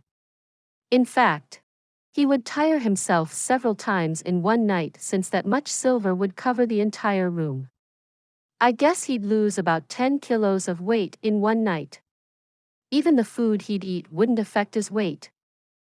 Hang on. Jun Moxie was thinking along these lines when he suddenly hit upon an exceptional idea that could make Tang Yuan lose weight. And he couldn't help the corners of his mouth curling into a slight but extremely sinister smirk. Tang Yuan was struck dumb when he saw this, and stood shivering at this side. Is someone scheming against me? Do people still wish to scheme against me? I have Song Shang to protect me. Should I still worry about someone scheming against me? Fatty muttered to himself in a low voice. Ah, Fatty. Tell the buyers that the transactions in the coming auctions will be done in either gold or silver coin. We won't be accepting silver notes anymore. Moreover, the auction will be postponed by 10 days so that everyone gets enough time to mobilize the funds. Jun Moxie suddenly remembered his golden technique. He figured that he could use the metal from those coins to temper and improve his blood of yellow flame sword. Moreover, this would also make Fatty Tang lose weight. Ha! We're transacting in silver and gold coins from now on? Tang Yuan was confused. What do you want with those? Third young master? We'd end up with a lot of coins. I have a lot of use for them. Just do what I've said. Jun Moxie replied in a serious manner. Okay. You must have your reasons. I'll go and get it done. Fatty Tang was somewhat puzzled, but he still agreed to it. But I asked the third young master to do me a favor first. What happened? It's still that vile woman Sun Xiao Mei. Ah, you don't know. This about that bottle of pills you had given me to give to that woman. Sun Xiao Mei took half of it. But a problem arose when she finished it. Tang Yuan issued a prolonged sigh. What happened? Were there any side effects? Jun Moxie's interests were suddenly raised. Tang Yuan's appearance makes it seem that something must have gone wrong. Ah, the medicine is very effective. That vile woman has become slim now. She can nearly be compared to Princess Ling Meng in that regard. But the problem is that her face looks even uglier now. Tang Yuan tried to cough up tears. He said, Third young master, you see. Sun Xiao Mei can make anyone lose their wits if you look at her from behind. But she can scare away 1,000,000 men once she turns to face you. This kind of a contrast makes me crumble. And this is particularly true when I think that she's going to be my wife in the future. The face. How is it ugly? Jun Moxie became very puzzled. That pills he had supplied should have helped in getting and maintaining a nourished and youthful appearance. So, how could her face become ugly? This obviously defied the common logic. Xiao Mei had eaten some unknown thing when she was a child. Then, she suddenly started to become ugly, and also started to lose shape. That's why that woman wasn't easy on the eyes. But her body started to change after she took your medicine. In fact, it seemed that even her bones were slimming down. Ah, she became increasingly slimmer. I looked at her, and used my position to give her another half a bottle from the hall's quota. Tang Yuan embarrassingly scratched his head as he looked at Jun Moxie. I saw her again after a few days. And her rear profile had started to look even more fascinating. In fact, it had become far more elegant. But her face had become even uglier. Moreover, There were many kinds of swellings, lumps, and warts. Ah, third young master. You don't know of the pain in my heart. It's such a good figure, it is a pity that. Jun Moxie understood the matter when he heard this. It seemed that Sun Xiao Mei's huge build wasn't her natural one. That unknown thing she had eaten had somehow wrought damage to the hormonal balance within her body. Consequently, her constitution had started to lean to a more manly form. But the young master's pill had become an antigen to that. Therefore, Tang Yuan had unintentionally forced that poison out of Sun Xiao Mei's body by giving her more of the medicine. However, this had resulted in a drug abuse. And that poison had moved towards her face and had left it to look horrible. This had then resulted in the current scenario where one would harbor nefarious thoughts when they'd see the rear, but retreat in fear and self-defense when they'd see the face. It was a subtle situation. It's not that serious. I'll go and take a look. I don't think it's that big a deal. I'll return you an undeniably beautiful wife. But you must be careful, fatty. Sun Xiao Mei will trample you if she becomes beautiful. Ha! Tang Yuan said, shocked. Don't mention about. It's not that I don't know. That woman has a fierce character. And she'll probably get worse if she looks better. But it wouldn't kill me, right? He thought for a moment and became distressed. He then said in agony, but her face will kill my desires at this rate if she doesn't. Ah, I've got to admit that you've got a point. Jun Moxie consoled. Then he rolled his eyes and said, but my dearest brother Fatty, let's be honest for a second. I understand that your wife has this peculiar condition. But wouldn't it be considered cheating since you had misused your position at the aristocratic hall to get those medicines? Tang Yuan rolled his eyes. You also know the strict rules of our aristocratic hall. We sell our items many after increasing their prices by many times of the highest market price. And we'll deduct the cost of those pills from your shares. Jun Moxie showed no quarter. And I'll confiscate your shares if these things happen again. Don't. No. No. Don't do it, third young master. That's only shining money.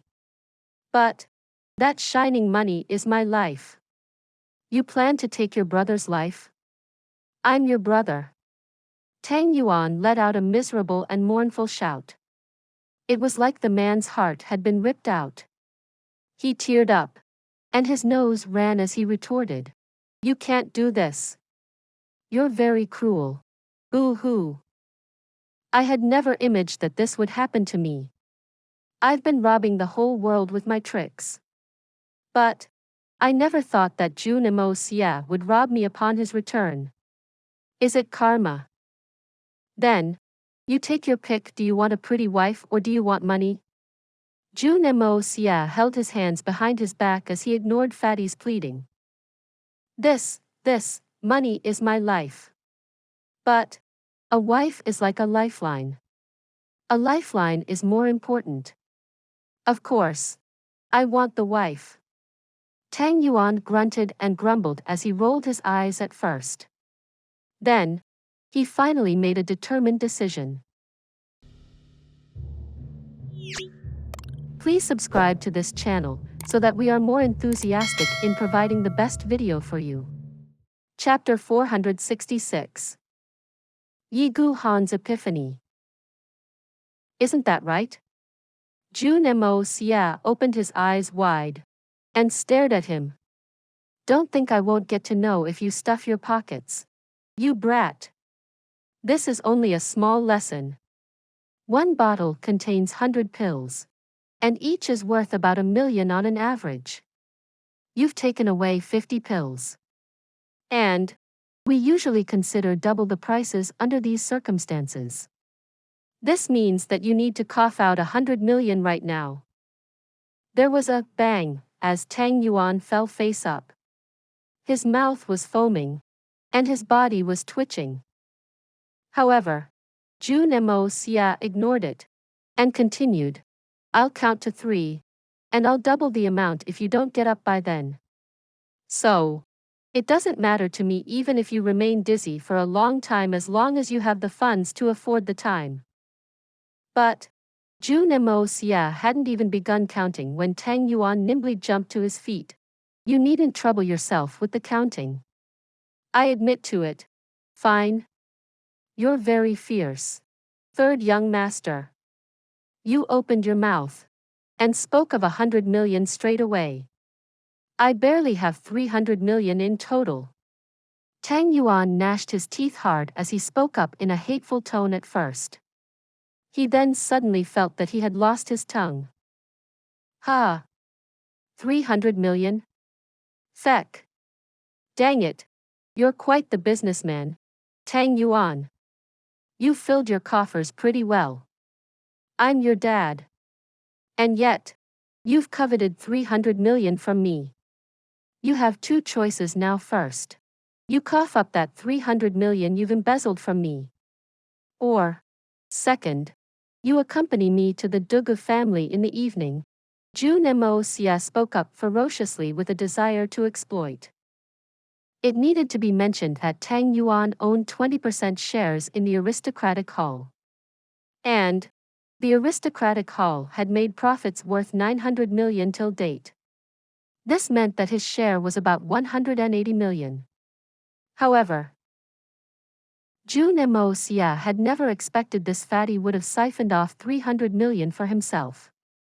There would be no other person in the entire Tianxiang who'd have such a freakish net worth.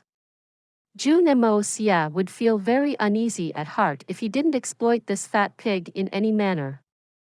Isn't that easy to choose? We two are brothers. So, I will obviously follow you wherever you go. In fact, I will follow you to a tiger's den without hesitation. So, what's the big deal with the Dugu family's house? Shit! Ah! The Dugu family.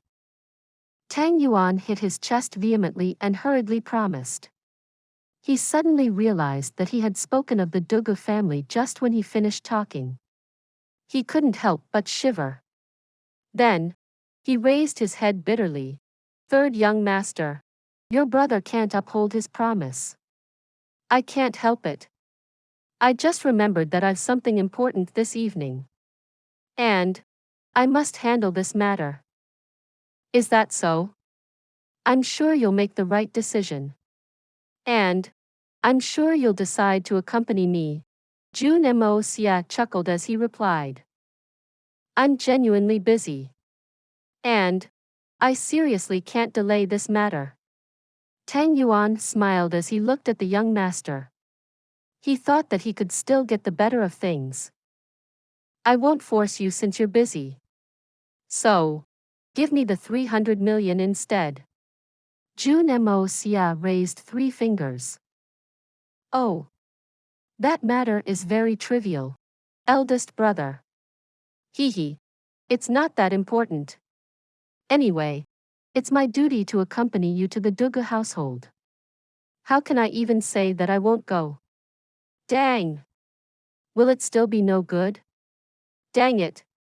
I'm even willing to sell my fat self to that terrifying Dugu family for you. That should be enough, right? Tang Yuan's face was tragically heroic and solemn. Well, that's almost okay. In fact, I nearly believed that you were busy after you said it with such a flustered face. Jun Moxie clapped and laughed. Oh, and that 100 million. Tang Yuan's spirits rocketed. After all, there was a chance that even his 100 million silver taels could be exempted if he accompanied the young master to the Dugu family. How good would that be? It would be worth it even if I was bullied at the Dugu household. Therefore, he looked at Jun Moxie with excitement. However, he only heard the young master say, "I think I'll live to see a fine tomorrow in that case. Anyway, I think even the Dugu family might not be able to eat the amount of fat you've got on you." Tang Yuan fell loudly on the ground. Even his gulp was audible.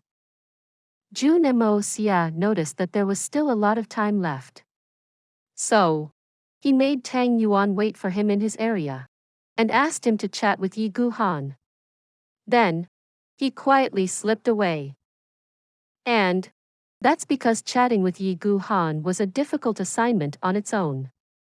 This was because that man always spoke to himself, and never paid attention to anyone else. He would talk with passion about the topic that interested him. Moreover, he'd get angry if his audience didn't listen to his words. The man's Xian strength was crippled. Even Tang Yuan could beat him if he were to get angry. But, could anyone have the heart to beat up a crippled man? However, one would have to listen to him if they didn't have the heart to beat him. Therefore, Jun Moxie pushed Tang Yuan up to the task on this day. Fatty Tang was very excited at the beginning. After all, Yi Guhan's passionate story had circulated amongst every youngster of the capital. Yi Guhan's attachment. Yi Guhan's love. Yi Guhan's legend. However, Tang Yuan hadn't even spent 5 minutes when he started to regret it. Yi Guhan was clearly immersed in his own world. He spoke about it again and again. The man told the story from start to finish. But it seemed as if he was narrating it to himself. In fact, he didn't seem to care if anyone was listening. After all, he was only responsible for narrating it. But he would get upset if Fatty would leave. Then, he would stare wide-eyed at the Fatty while abusing in a loud voice. The other party would have gotten very angry if they hadn't seen his deformity. Tang Yuan wanted to cry, but was devoid of tears. "I've given up 100 million, and I've also promised to accompany the third young master to the Dugu household. The Dugus are the nightmare of this city. But I'm still being made to sit and chat with this madman. This is unfair." Then, the sharp whooshing sound of a wind from the outside attracted Yi Guhan's attention. Yi Guhan stood up and moved forth to see out the window. And he couldn't move his eyes away from what he saw. He then quickly walked out. The two kids were training outside. One was practicing with his blade, while the other was using his sword. Their movements were youthful and inexperienced. They weren't skillful by any means. On glance was enough to tell that they had started to learn martial arts very recently. However, the child who was using the blade had still attracted Yi Guhan's gaze. That child is using a left-handed blade technique. Moreover, this is a purely one-armed blade technique. After all, the slashes are going towards the direction of the right arm. So, the user will chop off their own arm if they use it with the right hand. Yi Guhan was a veteran expert. So, he could obviously tell this at a glance. This blade technique was designed by a one-armed man. There's no other way anyone could have come up with such a technique for the disabled to use. However, his right hand had also been chopped off. Consequently, he was also someone who could only use his left hand. Yi Guhan knew that he was finished ever since he had lost his right hand. His sword had been his lifelong companion. And he had certainly tried to use it on the odd occasion. However, he could no longer use his sword style since he had lost his right hand. Moreover, he had somehow survived that tragedy by a twist of luck. But his meridians were still a mess, and he couldn't use his sky Xian strength anymore. And these blows had gradually left Yi Guhan to despair. However, Yi Guhan had suddenly found a new hope. Other people can create such a left-handed blade technique, and That too presumably after suffering from injuries. So, why can't I create a sword technique that suits my left arm? Wouldn't it make for a formidable skill if I can develop it on the base of this unconventional blade technique? Yigu Han watched on as that kid stubbornly trained with his blade. He was continuously slashing it over and over. However, he seemed like a fool. That youngster kept training with his weapon. But he had seemingly failed to grasp the main points. However, he heard someone speak up just as he became vexed. That move should be done like this. A hand suddenly took over his blade and demonstrated that move with ease. The kid simply couldn't tell who had managed to perform this technique with such brilliance. Moreover, that person had also used his left hand. Therefore, the kid turned his head and found that this person was Yigu Han. Yigu Han's face shone with a fervent splendor. His eyes gradually became red as he looked at the blade he held in his hand. He then calmly stuck that knife to his face for a long time. Then, he softly said, "Thank you. Thank you for letting me know that I'm still useful. I'm not a downright waste yet." Then, he stood up. And stood up straight. The pride and heroism of winning 1,000 difficult battles had suddenly returned to him. Guanqing Han was frenetic and confused by the time Jun Moxie arrived to see her. "How are you doing?" Jun Moxie smiled and sat down beside her. "Not bad." Guanqing Han smiled lightly. "We will sometimes think excessively about a terrible thing until we come to confront it. But we'll find that it wasn't necessarily awful when that time of reckoning arrives. In fact, there's nothing that can make our life horrible. Everything is the same, and everything is nonsense. It'll become much easier when you stop fearing it." Jun Moxie pondered and said, "And this is no exception. Understand?"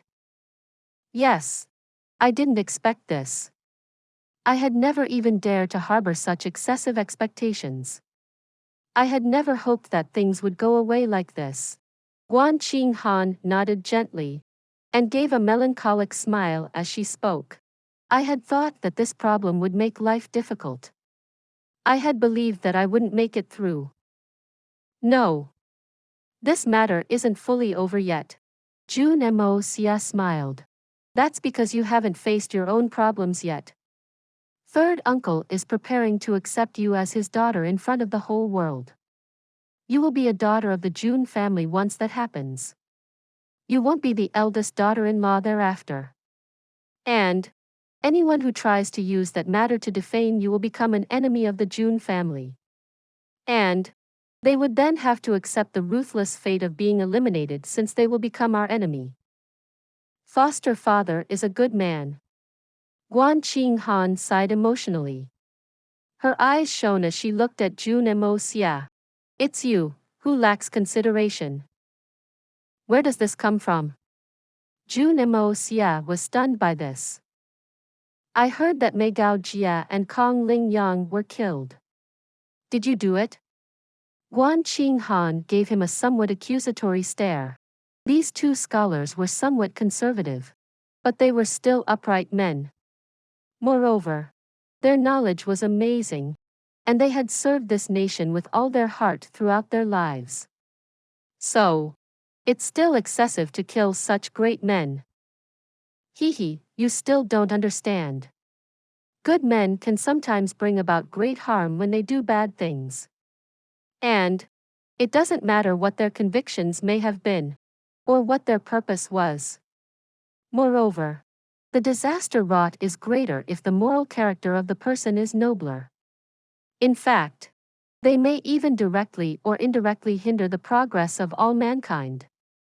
You won't understand what I'm saying." Jun Moxie sighed as he spoke. He couldn't help but think of his deeply missed motherland. China. Please subscribe to this channel so that we are more enthusiastic in providing the best video for you. Chapter 467. Visiting the Dugu family. The four great inventions of ancient China had been game changers. The people had flourished as 100 schools of thought had contended. The heavenly conqueror Genghis Khan had proudly conquered most of the world once. However, the arrogance of the scholars had directed that great country with their narrowed wisdom in the era that had followed.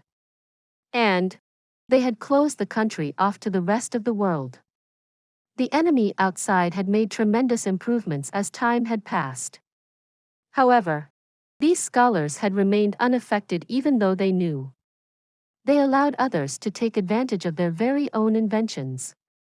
And they were later attacked using these very inventions, and were forced to suffer great losses.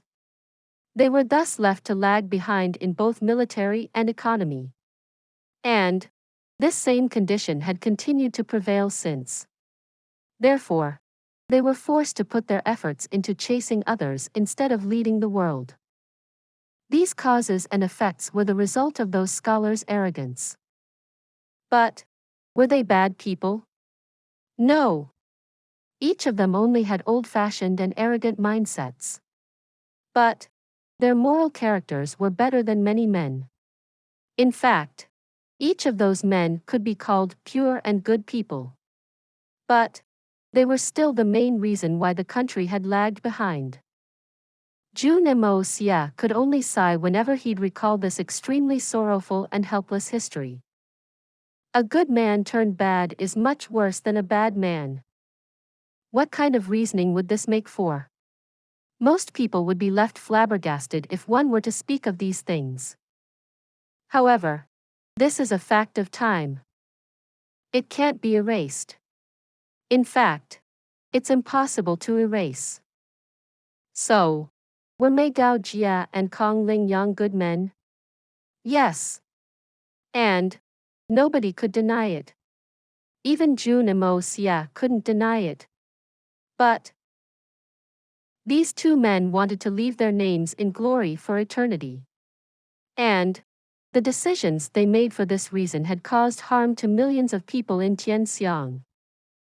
However, what would be the criteria for evaluating the pros and cons of their work? Jun Moxie was a bit disappointed as he muttered, or maybe that's only a change of perspective. What every person does seems correct in their opinion. But who could have thought so far ahead? No one would be able to do anything if they were to put so much thought into their actions. And the people who don't do anything are only mediocre. So, we can only abide by our hearts. Jun Moxie said in a heavy manner. You needn't worry about those useless people. There isn't a single man in this world who'll interfere with our decision. Not one. So, you be at ease. I'll never let you be sad. Nor will I let others off easy. Guan Qinghan sighed softly. Jun Moxie is wrong, but he still seems to make sense. He seems to be full of rebelliousness as well. I can only understand half of it. Let's not speak of these things. You came to look for me. What's the matter? What can I do? Guan Qinghan raised her spirits and asked. Nothing in particular. I heard you play some music earlier. So, I thought about seeing you. But I had to visit grandfather in his study first. Jun Moxie briefly spoke about the Jun family's information networks as he said, we may have become powerful these days. But we're also standing opposite to the imperial family in some ways. In fact, we may end up in a battle of life and death against them if some conjectures turn out to be true. However, I believe that this hidden intelligence network could be a big problem. In fact, it's giving me a headache. This has made things very complicated. Oh. So, that's the issue. Guan Qinghan frowned. She then thought for a moment and said, How will the imperial family deal with the people commanded by the Jun family if we become enemies? Will they trust those people? I don't think so. They will kill those people instead. They would even be willing to kill some of their own by mistake. But they won't let anyone suspicious off. In fact, this would be more of a possibility given the current emperor's extremely suspicious mindset.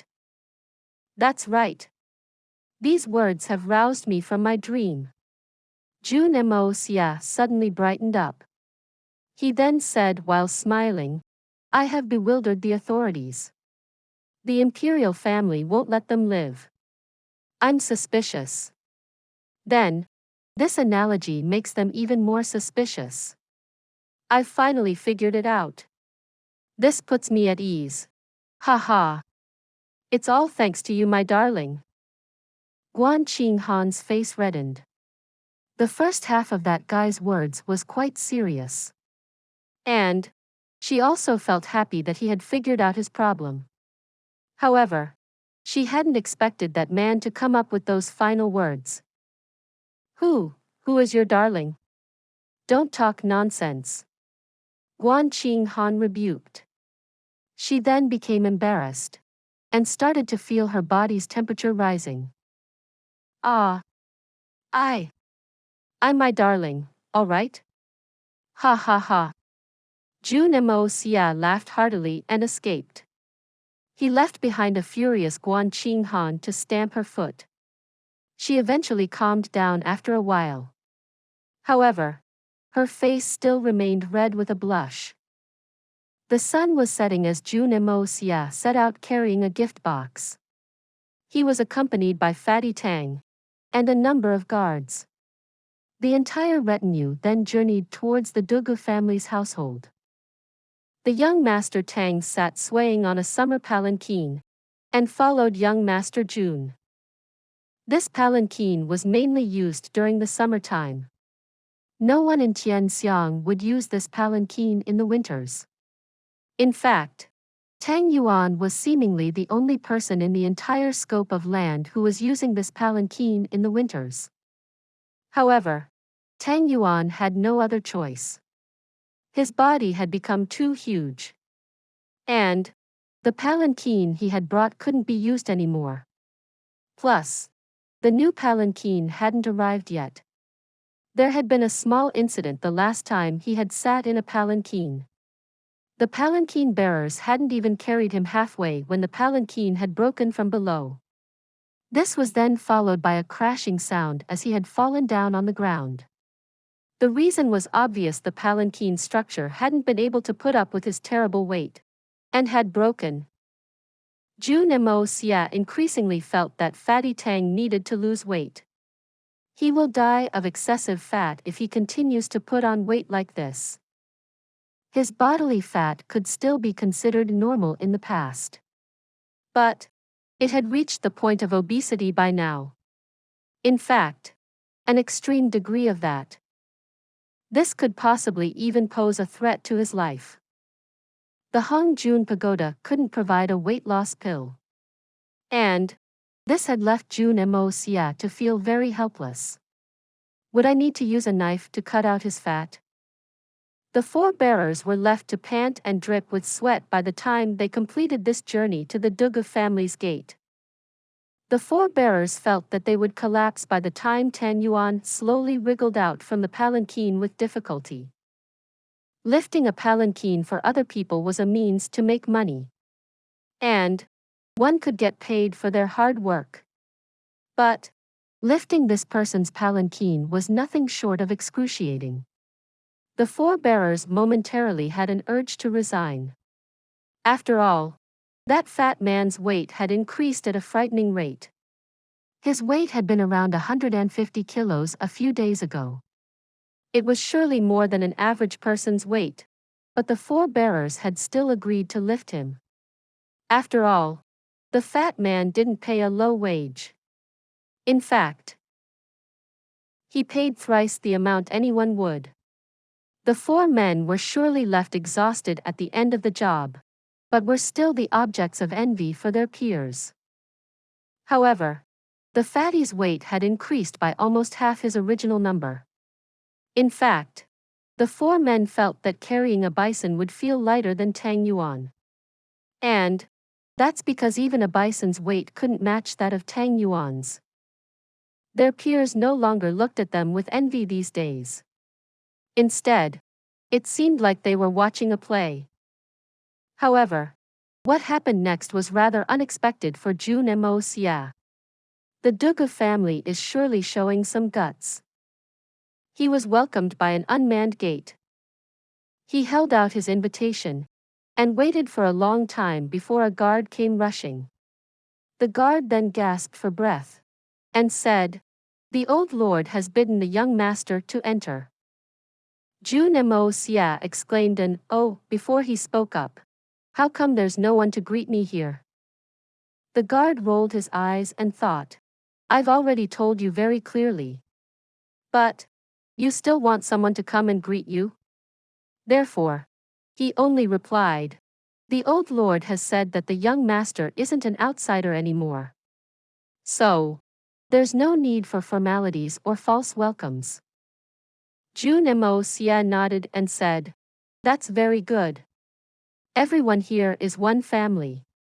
So, I also won't regard them as outsiders. I have something else on my mind today. And I'm sure that everyone in the family will understand if I come again another day." It seemed like the young master had heard. "The old lord isn't home. Can the young master come later?" He then turned around without delay and started to walk away. "Dang you. I was willing to come here because you invited me. And you're treating me like this now. You think you can bully me like this? Anyway, you're the one who's anxious. I don't care. Let's see who's afraid of who. Don't you provoke me. I'll marry your granddaughter. Then, I'll take her back and hit her 8 times a day." The guard stared at him stumped as he turned to leave. It wasn't like he had never seen anyone acting arrogant in the past. However, he had never seen anyone daring to be so arrogant towards the Dugu family. Tang Yuan's palanquin bearers nearly started to weep. "You won't even let us catch our breaths, you brat? We pitiful chaps have carried him so far." Jun Moxie had moved quite far in a wink. And it seemed that he had no intention of returning. However, a figure came flying out from the Dugu family's gate at this moment. "Please stay. Third young master Jun." It was Dugu Chong. "Everyone in the family is waiting for you inside. Third young master. Are you genuinely going back? Everyone is here. There's no need to worry. The food has been prepared with a lot of effort." Dugu Chong's expression was amiable and warm. He ran up and grabbed Jun Moxie's hand. Come with me." He then turned his head and scolded, "Didn't I say that I'll come and greet him myself? What's this about, no need to greet? How are you a gate guard? How can you talk such nonsense? Third Master Jun is a respected guest. How can you dare to offend him? You get 20 lashes for this. And that's a small punishment for this huge offense." The guard begrudgingly shut his mouth and hung his head. Jun Moxie almost laughed and turned around. He found that Dugu Chong was very interesting. After all, the youngster had betrayed himself the moment he had opened his mouth. Moreover, his ability to act and speak with righteousness wasn't small either. So, it wasn't surprising that there were rumors about the youngsters of the Dugu family being a pain in the neck. They weren't false either. He had first said that he would come out to greet Jun Moxie. Then, he had said, "What's this about, no need to greet?" Didn't this imply that he was listening when the guard was talking to Jun Moxie? Moreover, he even seemed proud of himself after he had said this. Jun Moxie had never seen something like this before. "Ha, People don't understand propriety. Third young master shouldn't be bewildered. I bid you to enter. Dugu was aware he was talking big words, and he seemed to be admiring his own wit. However, he then saw the mountain of flesh a wink later. Ah, young Master Tang. The young master is becoming increasingly mighty. This brother genuinely admires you. Tang Yuan snorted. However, that big piece of flesh managed to remain motionless as he laughed and said, "Ah, this Tang Yuan also admires young Master Dugu. I'm extremely honored." However, Dugu couldn't help but get angry when he heard the weirdly sarcastic manner in which those words were spoken. Tang Yuan used to be a disappointing character in the past. In fact, he wasn't necessarily any better than the original Jun Moxie. And he would have retreated in fear if he had seen any of the ruthless 7 Dugu brothers in the past. But the fat man's self-confidence had inflated since his net worth had risen over 100 million. Consequently, he could even dare to speak up when he saw that Dugu was acting wickedly. Dugu led the way once he had chalked upon his rage. However, he had a dark line across his face as he thought, "How can I bring shame to this fat man today? And this Jun Moxie is also very unpleasant to look at. His appearance is so sloppy. How can my sister fall for him? Moreover, he's even going to be my brother-in-law. Our family is very unlucky." Dugu thought of this and lifted his big and chimpanzee-like face upwards since he had an urge to sigh. Please subscribe to this channel so that we are more enthusiastic in providing the best video for you. Chapter 468. What is Pagoda suppresses? Jun Moxie felt like he had stepped into Yang Zirong's shoes as he entered the lobby. He felt as reluctant as that man had when he had entered the Tiger Mountain as an undercover spy. Dugu Zongheng was sitting on the Lord's chair. His shoulders were draped with tiger fur like the lead antagonist. His high-perched body slightly tilted downwards. He was looking down at Jun Moxie like a high lord would on a peasant. His expression was remarkably similar to that of the bandit warlord Hawk's character from the Tiger Mountains epic. In fact, it seemed that only a little adjustment in his expression would eliminate any need for disguises if he wanted to look the part. Dugu Wudi was staring wide-eyed with his ox-like eyes. His hand was pressed aggressively on his sword hilt, and he stood upright in front of old man Dugu. His expression was so vigilant that it seemed as if he was on the lookout for an undercover spy on the Tiger Mountains fortress. He didn't have any pockmarks on his face like the lead counterman from that epic had. However, he was certainly looking the part without it as well. The 7 burly and tough brothers stood at the 2 sides. Each one of them seemed ready to take aggressive action. This scene seemed so lifelike in depiction that one would have a hard time in defending the infringements. Jun Moxie felt that he would reflexively end up saying, "Our pagoda suppresses river monsters," if a Dugu had said, "Our master lords over tigers." And the following jokes about the face being red and yellow would have flowed out even more fluently. However, it would have been impossible to recreate an "Our master lords over the tigers" dialogue even if the setting looked very similar. No one spoke for a long time. The atmosphere was quite stifling. Everyone in the hall was looking at Jun Moxie's face with a solemn and ferocious expression. The young Master Tang was standing behind him. But Tang Yuan seemed to be fighting his own battles. His lips were blue, his face was white, and he could barely stand up straight. A long while passed before Dugu Zongheng roared, "You! Jun Moxie." Jun Moxie was still immersed in the wonderful reverie about the resourcefulness of the great Yang Zirong. Therefore, he subconsciously moved his right hand in front and blurted out, "The pagoda suppresses." N. May the old Dugu be safe and healthy. The pagoda suppresses. What is that? The 9 men from the Dugu family were left baffled. What pagoda are you telling our Dugu family about, you great brat Jun? What tricks are you up to? Ah, the pagoda, what I meant. Jun Moxie rolled his eyes and spoke in a hurry. What I meant was that I clearly felt your mountain-like imposing aura when I entered this hall. It felt like a huge pagoda that supports the heavens. It subdued me there and then. That's what I meant. Dugu Xie's face beamed with joy when he heard this. He wanted to laugh out loudly.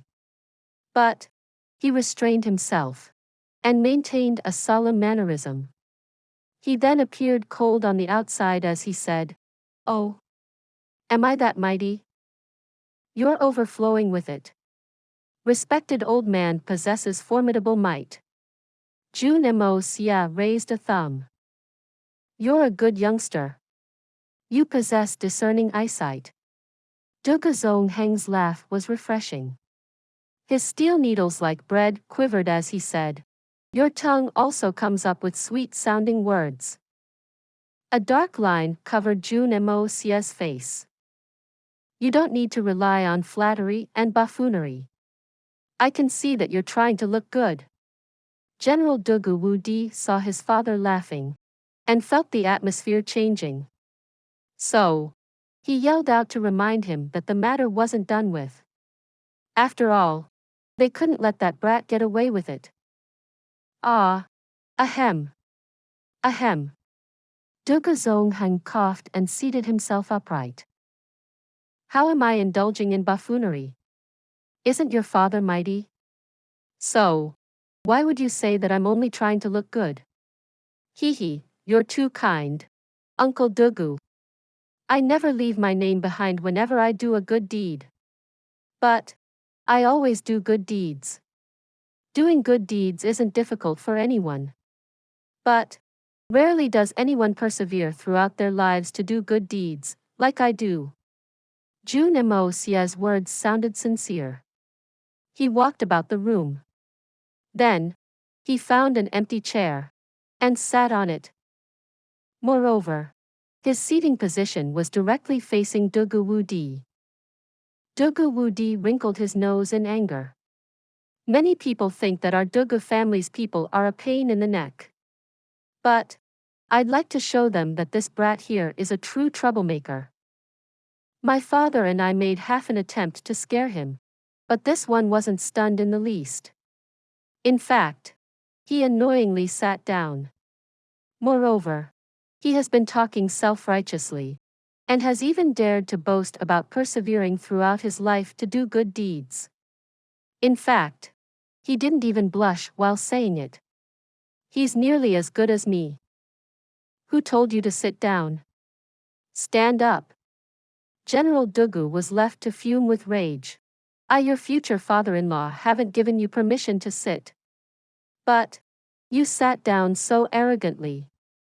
I'll kick your buttocks into the sky." "Oh, ahem. Ahem. I was wondering while I was coming here why would the old general call me over so suddenly. So, I thought about it, and recalled that perhaps the Dugu family might be wanting to hand over that small amount of money which they've owed me for a few months now." Jun Moxie crossed his legs noisily. "Therefore, I came over with extreme anticipation." "Ah. But it seems that you don't have the funds. It hasn't been a short while since you've owed me. This matter shouldn't be dragged along any further. Anyway, the end of the year is a good time to settle debts. Moreover, it's only a small amount of money. It was 9 million, right? No, wait. There's about a zero short in that." He spoke, and loudly snapped his fingers. Then, he pointed at a maid at the side. "The lovely lady over there, can you please bring a cup of tea?" "Ah. That's my mistake. Please bring 2 cups, hee." And It seems that the weather is a bit too hot for my brother. He's getting very sweaty. So, he needs to rehydrate very quickly. The maid knew that she mustn't smile. So, she hurriedly restrained herself. What are you saying? The weather is hot. It's midwinter right now.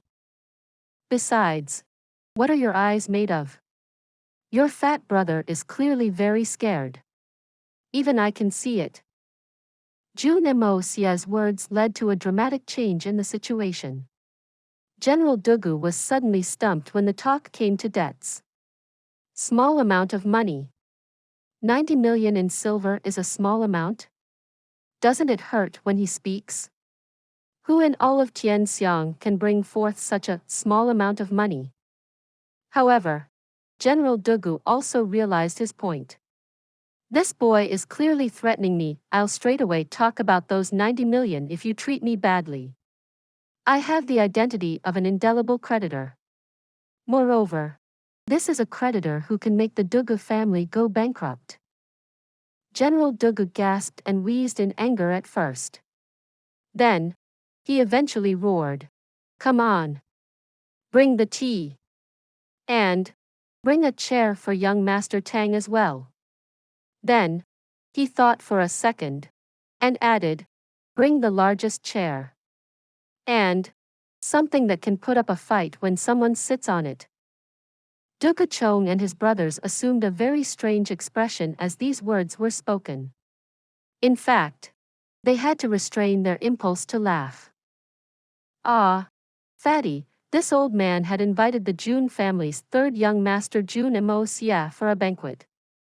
So, why have you come along? Dugu Zongheng looked at Tang Yuan. He had glared wide-eyed as he had spoken this. His meaning was clear. I haven't invited you. So, why are you here? Jun Xie couldn't help but admire that. This old man speaks very directly. In fact, he hasn't even ordered him to leave in a direct manner. Tang Yuan thought in the secrecy of his mind. You think I would have wanted to come to you? I would never have come here if third young master hadn't forced me with money. However, old man Dugu had asked him a question, and young master Tang was an experienced businessman.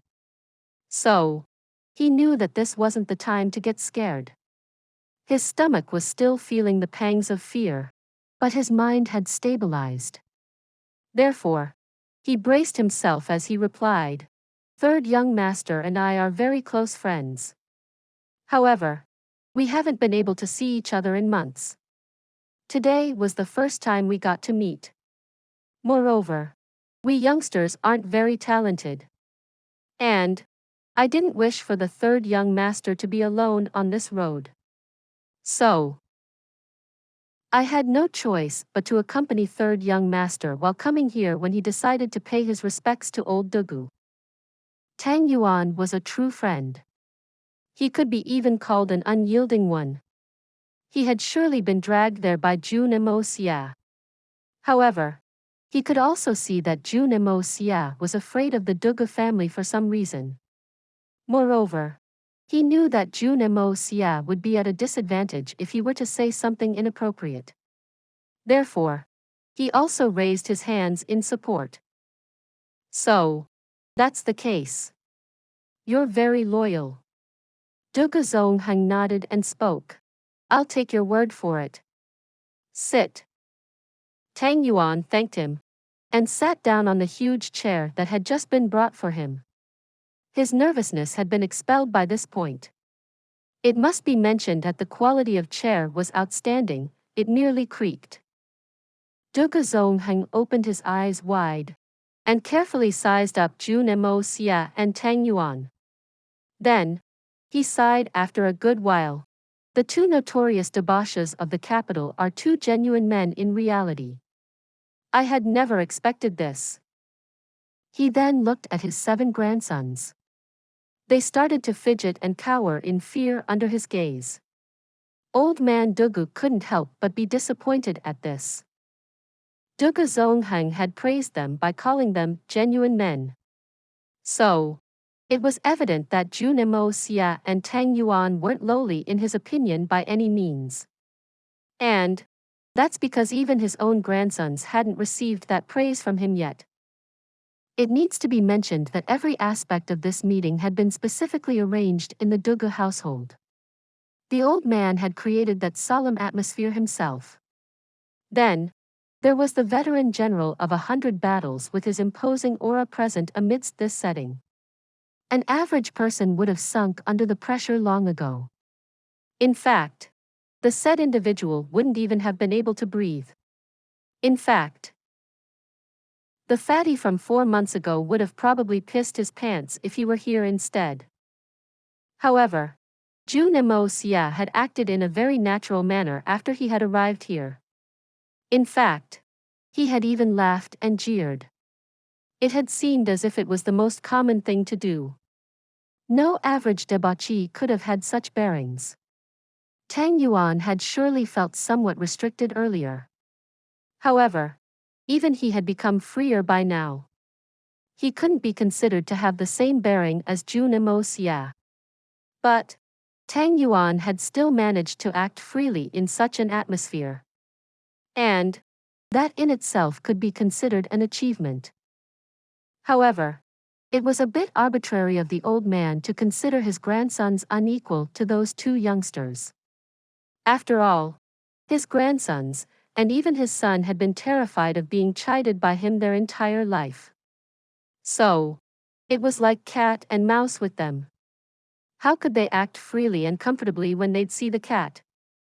However, even these annoying men wouldn't act scared if went to someone else's house and weren't accompanied by the old man. After all, wasn't it these 7 brothers who had smashed Jun Moxie's wine jars that day? Then, there was a clinking sound. It was followed by sounds of footsteps as the great door at the back of the hall opened, and a group of women came inside. They were led by an old lady. She had a ruddy complexion, and was enshrouded in grace. She was leaning on crutches, and was being supported by 2 30-year-old women as she walked in. Please subscribe to this channel, so that we are more enthusiastic in providing the best video for you. Chapter 469. Old Lady's Persecution. Dugu Xiaoyi had returned to her original slim figure behind the old lady. However, she stuck out her tongue, and gave a meaningful look as soon as she saw Jun Moxie. She had indicated, "Be careful. That is Jun Moxie. Stand up in front of this old woman. Let me see what sort of a hero has made my granddaughter so crazy and rebellious." The old lady came from the back and stood in front of Jun Moxie. She then started to look around in search for the lowly swindler who had cheated her granddaughter. Jun Moxie started to sweat. I had always heard that the Dugu family is a den of troublemakers. And those rumors weren't without reason. Even this old lady is so dowdy. It wouldn't have been easy for Dugu Xiaoyi to grow up in such an environment. In fact, it would have been hard for her to not be bold. He had no choice but to stand up and say, "That youngster is me." "Oh. And is that Tang Yuan?" the old lady asked. The youngster, fatty, hurriedly bowed in reply. The old lady smiled slightly. "The capital's new god of wealth is extraordinary." "Ha! Capital's god of wealth? Fatty's got a trendy nickname." Jun Moxie was stumped. He then angrily glared at the grinning Tang Yuan. It wasn't surprising that Fatty had become well known due to the aristocratic hall. Moreover, his social status had also increased manyfold. Therefore, the title of God of Wealth wasn't baseless, to be honest.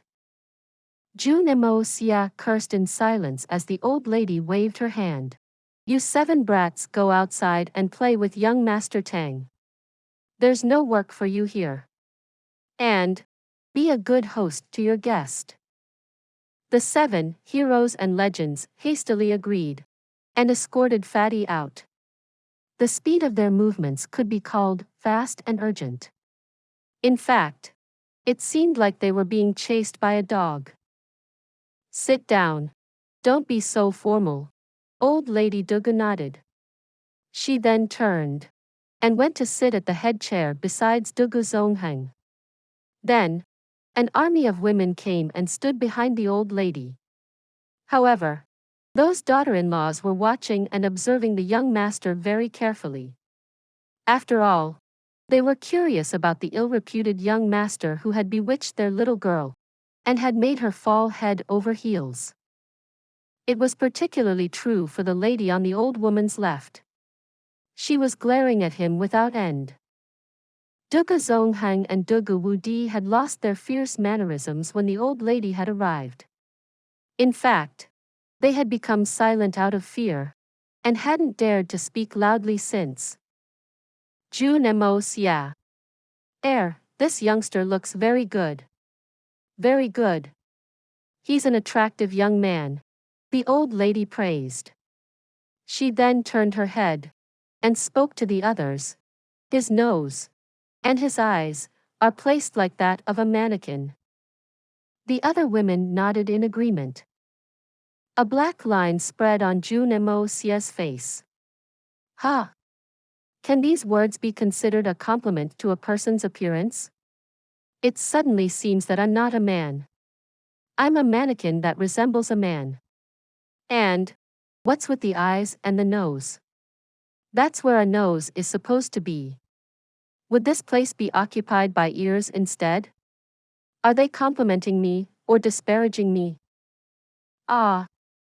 Jun Moxie, you brat. You've already brought this matter about. So, I now wish to know what you plan to do with my Xiao Yi. Old Lady Dugu spoke up in a very direct manner. She even saved on the small talk as she straightforwardly raised this extremely sharp and obtuse question. Moreover, she didn't hesitate or avoid the issue. What do I plan to do? Jun Moxie was stunned for a second. The good lady's words are very startling. I don't even know what I've done. Therefore, I request the old lady to kindly explain the specifics of what I've done. Your eyebrows and eyes look good. But your mouth is very crafty. You incited our Xiao Yi to act pregnant in front of everyone that day. Don't you understand the consequences of that? Old Lady Dugu's face was calm, and her tone was evenly tempered. Yes. That incident happened due to a lack of consideration on Miss Dugu's part. But I didn't incite it. I've never done such a thing. I haven't even thought about it. I only saw. Jun Moxie hastily clarified. However, the young master hadn't finished speaking when the old lady interrupted. I'm also certain that you didn't do it willfully, you brat. But it doesn't matter if you incited this or not. After all, the girl did it for your sake. Do you deny it?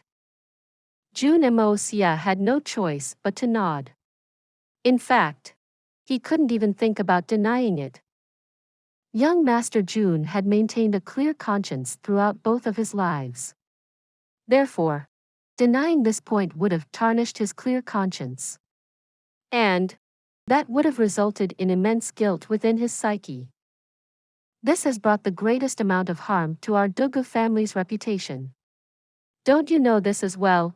The old lady shot those aggressive questions back to back. Yes.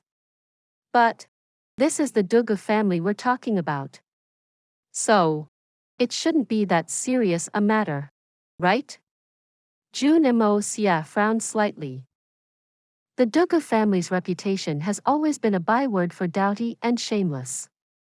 So, it could be said that it was never the greatest to begin with. Moreover, anyone with a discerning eye would easily have seen through Dugu Xiao Yi's act. So, will it genuinely be that serious a matter if I don't marry Dugu Xiao Yi? But This incident has had a huge impact on Xiao Yi's reputation. And this is something which you should keep in your mind. Right, brat? The old lady snorted. She couldn't help become angry when she saw that this youngster wasn't on the same page. It will indeed have a huge impact. Jun Moxie nodded with honesty. So, what will you do now? The old lady turned her back. And turned back again. I don't have a concrete plan for now, to be honest. Jun Moxie told the truth. No plan. The old lady suddenly stood up. Are you saying that you won't own up after eating the platter clean? How am I not owning up after eating the platter clean? I didn't even eat anything. So, how could I have cleaned the platter? Jun Moxie thought that he'd die of being wrong accused. How could I even explain this to everyone? In fact, this little girl's actions nearly got me killed one time. I can't overlook her infatuation with me.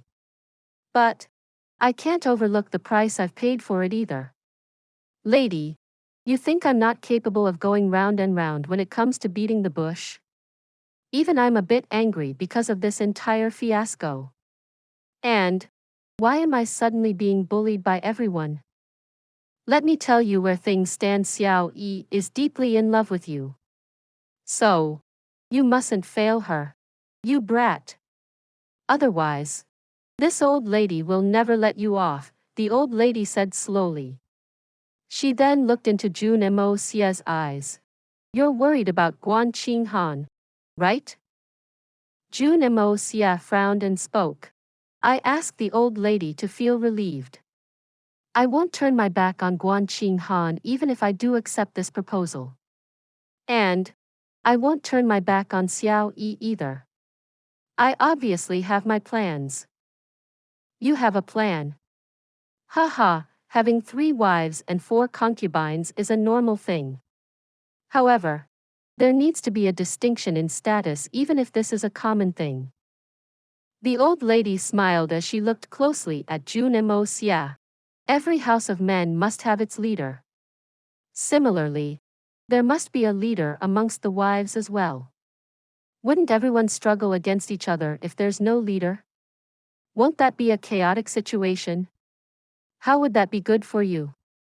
And that's why I've called you today. I wish to ask you, who is your first choice for a wife? Is it Xiao Yi or that girl? A well-stabilized harem can bring peace to the world. These words are for the emperors. But they also apply to regular families. And a peaceful family is the way to move up in life. The old lady slowly looked at Jun Moxie. Moreover, it is good to fix these things as soon as possible. Otherwise, it can give rise to long nights of big dreams that may be shattered in the future. What does the old lady mean? Jun Moxie raised his eyebrows. Our Dugu family has only one daughter. And won't permit her to become a concubine. Our Dugu family won't stand to lose our reputation. Therefore, it is important that Xiao Yi is married. Moreover, she has to be married as the first wife. The old lady snorted. The first wife. Jun Moxie couldn't help but smile. The old lady still seems to be joking. But this isn't funny even if it was intended to be a joke. A joke? Don't tell me that you still wish to make Xiao Yi a concubine? How preposterous of you. The old lady glared wide-eyed and gripped her crutches so tightly that they broke. Dugu Xiao Yi suddenly became panicky for the fear of a fallout between her crush and her grandmother. So, she suddenly came up and grabbed the old lady's arm. She then shook it and threw a tantrum. Grandma. She also gave an impleading look to Jun Moxie. It seemed that she was imploring him to stop being confrontational with her grandmother. After all, her marriage made in heavens would be ruined if these two had a fallout. I've had to do so much for the both of us to be in such a good situation. Jun Moxie was about to explode a moment ago. But he calmed down when he heard Dugu Xiaoyi speaking up. After all, Jun Moxie had been reminded of the deep feeling she harbored for him. Therefore, he took 2 deep breaths and controlled his anger even though it was on the verge of exploding. But his expression had become extremely solemn and dignified by now. Let me explain something very clearly since old lady Dugu has brought up these topics. Jun Moxie's gaze became as sharp as swords. He swept his eyes over everyone present, and they all felt their hearts stop. I believe that my marriage is my business. It's my business. And my business alone. Moreover, it is a big decision of my life. So, it's important that I carefully choose the woman with whom I wish to spend my life. After all, my carelessness could result in a lifetime of hatred between 2 families instead of only 2 people.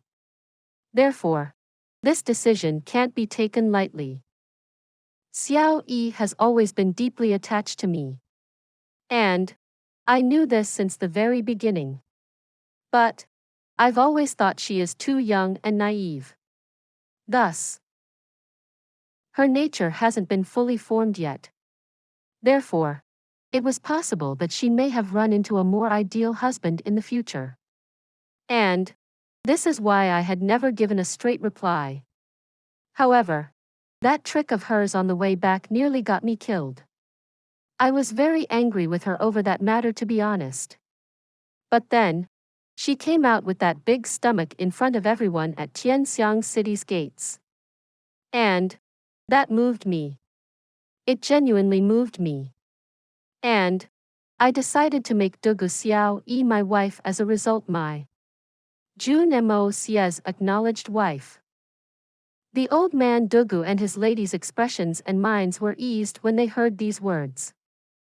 However, but this doesn't mean that I'll accept this overall proposal. Jun Moxie's words stopped the old lady on the verge of asking a question. Xiao Yi administered me that medicine in the southern city. And then, she showed up with that belly at this city's gates.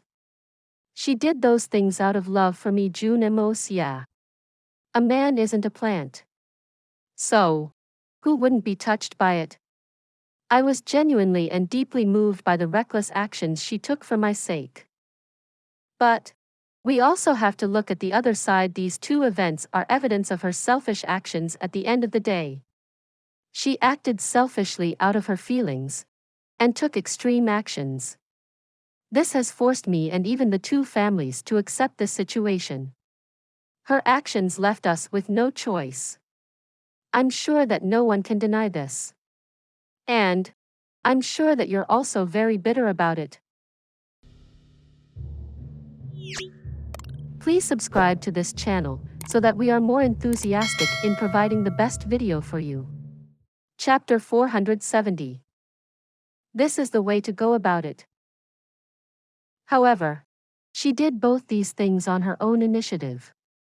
And the consequences it led to were irreparable and grave. What had happened that day was very unlucky for me, but it didn't harm me much.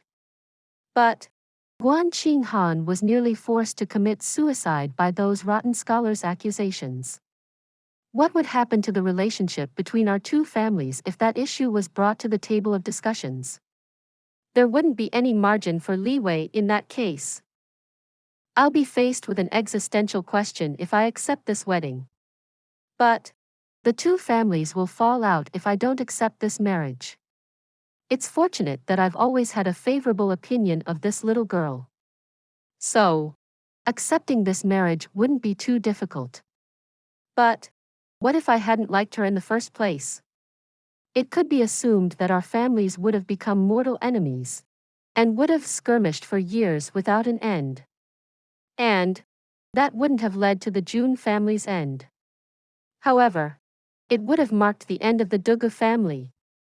And these consequences are something which neither of us could bear. Moreover, this is something that can be avoided. And I must say this even though Xiao Yi is here right now. She's willful. She acts rashly without caring about the consequences. So, how can I ever be relieved while leaving the first wife's position in her hands? Jun Moxie had spoken these serious words in a very gentle yet solemn manner. Dugu Xiao Yi had lowered her head in shame. In fact, her small head was nearly buried in her chest right now. After all, she was a very smart girl. And she had long ago realized that her rash actions had brought about very vile consequences. Therefore, she didn't have much to say in her defense. Old Lady Dugu opened her mouth with the desire to speak something. Moreover, Moxie hasn't yielded despite facing the pressure from the entire Dugu family at once. His words were certainly unpleasant to hear. But it has to be said that we can't deny any of them. Everything he said was true. And everyone has heard them very clearly. However, this leaves me to see him as a praiseworthy man. He's mighty and unyielding. He's a real man. I would have considered Moxie to be a spineless man if he had gotten swayed by our roars and had agreed to anything we would have said. In fact, I would have had doubts about going ahead with this marriage in that case. This boy Moxie looks good to me. He looks very good to me. My old self can't help but admire him. Dugu family has spoilt her. And that has led to such terrible and lamentable consequences. This little girl's behavior represents the very upbringing of the Dugu family. Kindly pay attention to what I'll say now. Jun Moxie sternly continued. Let's suppose that your 7 grandsons create a huge disaster and land themselves in a lot of trouble because of it. The older generation of your family wouldn't get involved in that mess. They would let these youngsters handle things on their own unless the matter is extremely serious. Now, let's suppose that something bad happens to Xiao Yi instead. The Dugu family wouldn't even care about right or wrong in that case. In fact, the young and old would rush into battle alike. Moreover, it wouldn't even matter if it's right or wrong. It would be justifiable to get involved as long as it concerned this little girl. However, it's fortunate that this girl is good-natured. Otherwise, she would have given rise many irreparable consequences by now. Furthermore, Dugu Xiao Yi's present behavior stems from the fact that the Dugu family's power is supporting her at the back. But imagine what will happen if she marries into my Jun family and gets our power and her support her as well. Her support will have increased by many folds. I reckon that a few noble Xian families might be able to resist. But most noble families would be pushed to destruction because of her rashness in case she foolishly did something against them. Perhaps she has the potential to be a first wife in the future. But I can't agree right now. In fact, I can't dare to agree. Jun Moxie spoke upright and unafraid. Let's exchange our positions. Would you ever agree to it if you were faced with something like this? So, why should I be forced into doing so? I won't take another wife for now. And I already have Guan Qinghan. Guan Qinghan was forced to pay the ultimate price to save my life because of Xiao Yi's mistake. And that has resulted in such a tangled situation. It won't sound pleasant. But I would have died if it weren't for her. And how would you have faced the Jun family if something like that had happened to me? Moreover, how unfair would it be to Qinghan if I decided to take Xiao Yi as the first wife? Qinghan ended up at the receiving end of those rotten scholars' accusations because she covered for Xiao Yi's mistake. In fact, she could have been consigned to eternal damnation. Would she be able to withstand if we still propped this little girl above her? But Guan Qinghan has always been known as your elder sister-in-law. So, how can she be your first wife? Old Lady Dugu pondered on Jun Moxie's words at first. Then, she asked him that question. The old lady speaks of what was before. But that is a matter of the past now. Guan Qinghan is now my third uncle's adopted daughter. And I'm sure that this isn't a secret anymore. So, why can't I marry her now? Moreover, I don't wish to divide their standings. The aspect of elder and smaller are akin to fighting for a position. However, you'll be considered an elder sister as long as everyone accepts you. And this stands true even if you're the youngest. Jun Moxie smiled faintly. I've always had a passive position on this matter when we come back to main issue. And I don't wish to be this passive. But the talks for this marriage are happening too hastily right now. So, what you mean to say is that you won't make Xiao Yi your first wife? Dugu Zongheng looked very fiercely at Jun Moxie. His body slight stooped forward, and he emanated huge pressure as he spoke up in a dangerous tone. He. I've tried to give a reasonable analysis. I'm a man who handles things with principle. I don't like being threatened no matter what. Nor do I care where the threats come from. Jun Moxie replied in a subdued voice. I'll lose interest if people start giving me threats in matters that are so important as far as my life is concerned. So, I might as well break the marriage instead. Jun Moxie's tough and unyielding reply upset Dugu Zongheng. So, he glared back wide-eyed with his ox-like eyes. In fact, it seemed as if his beard would burst into flames. Good.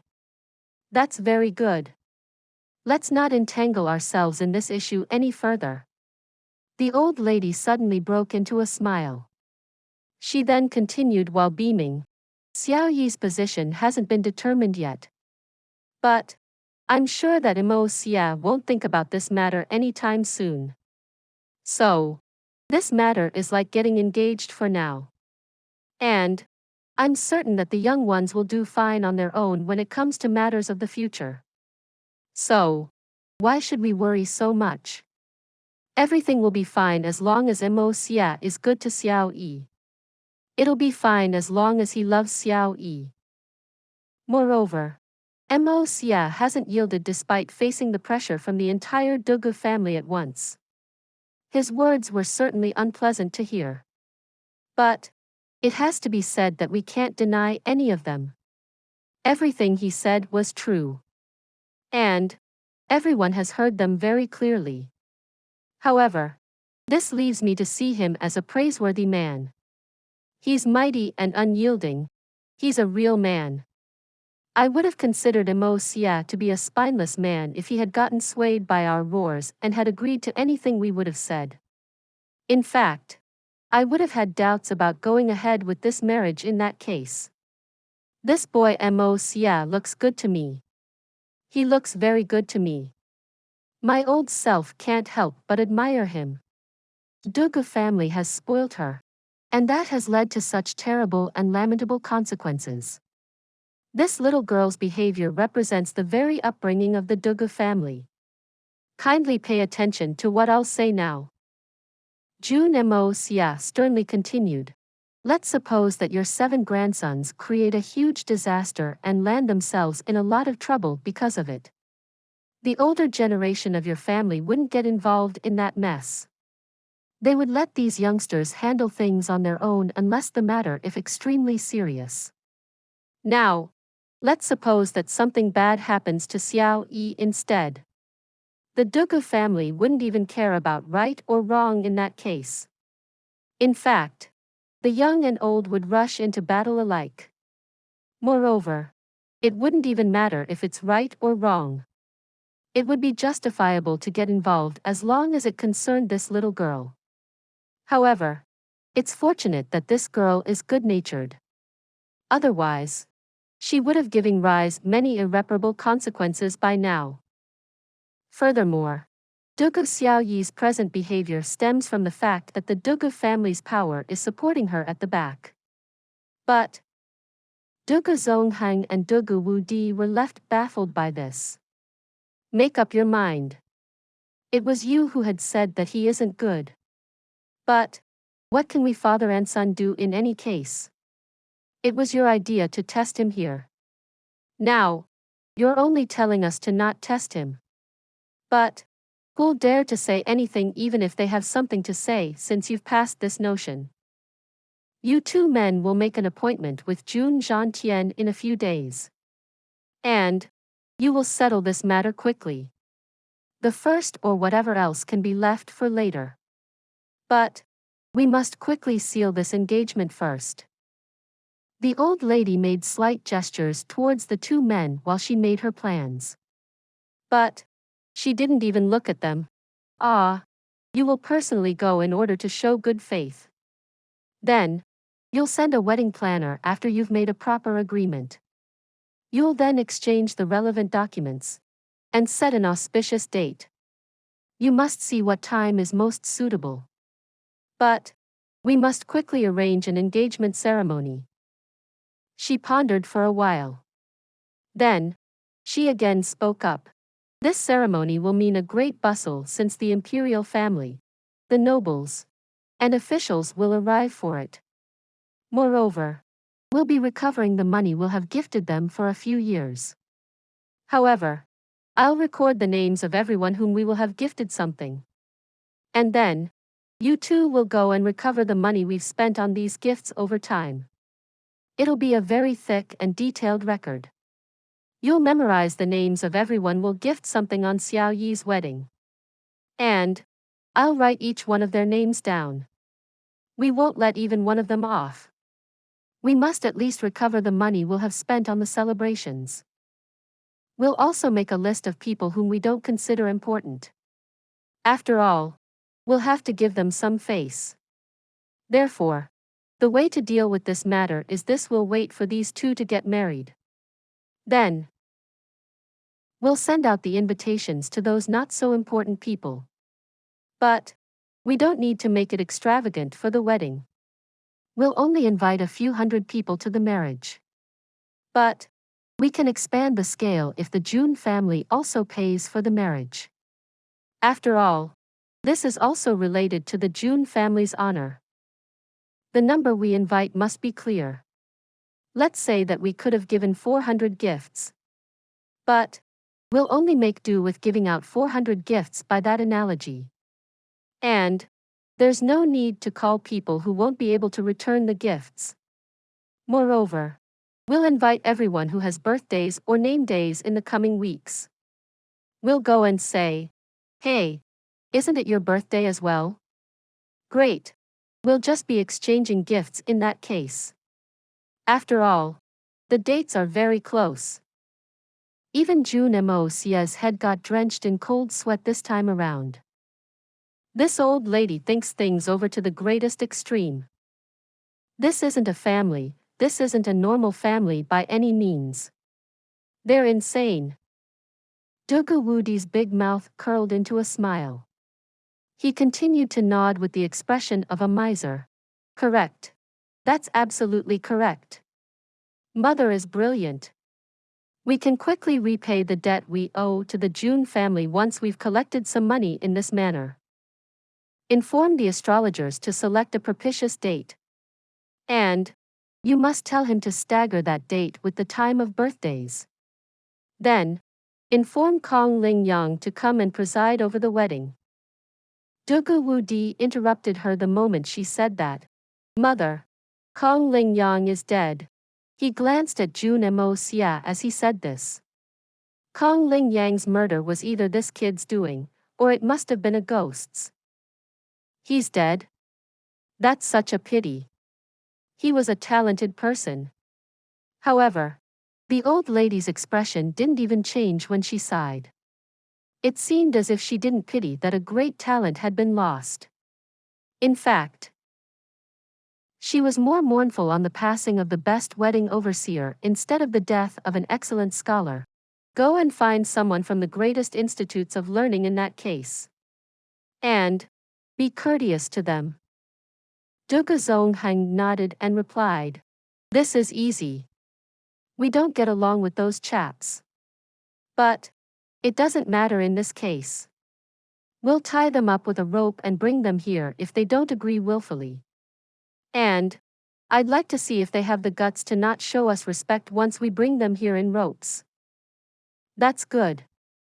Old Lady Dugu nodded in a relieved manner. "You men must sort out the other matters on your own. After all, mixing women with those issues isn't a good thing." Jun Moxie violently rolled his eyes. "What's all this? And you still call it not mixing in matters?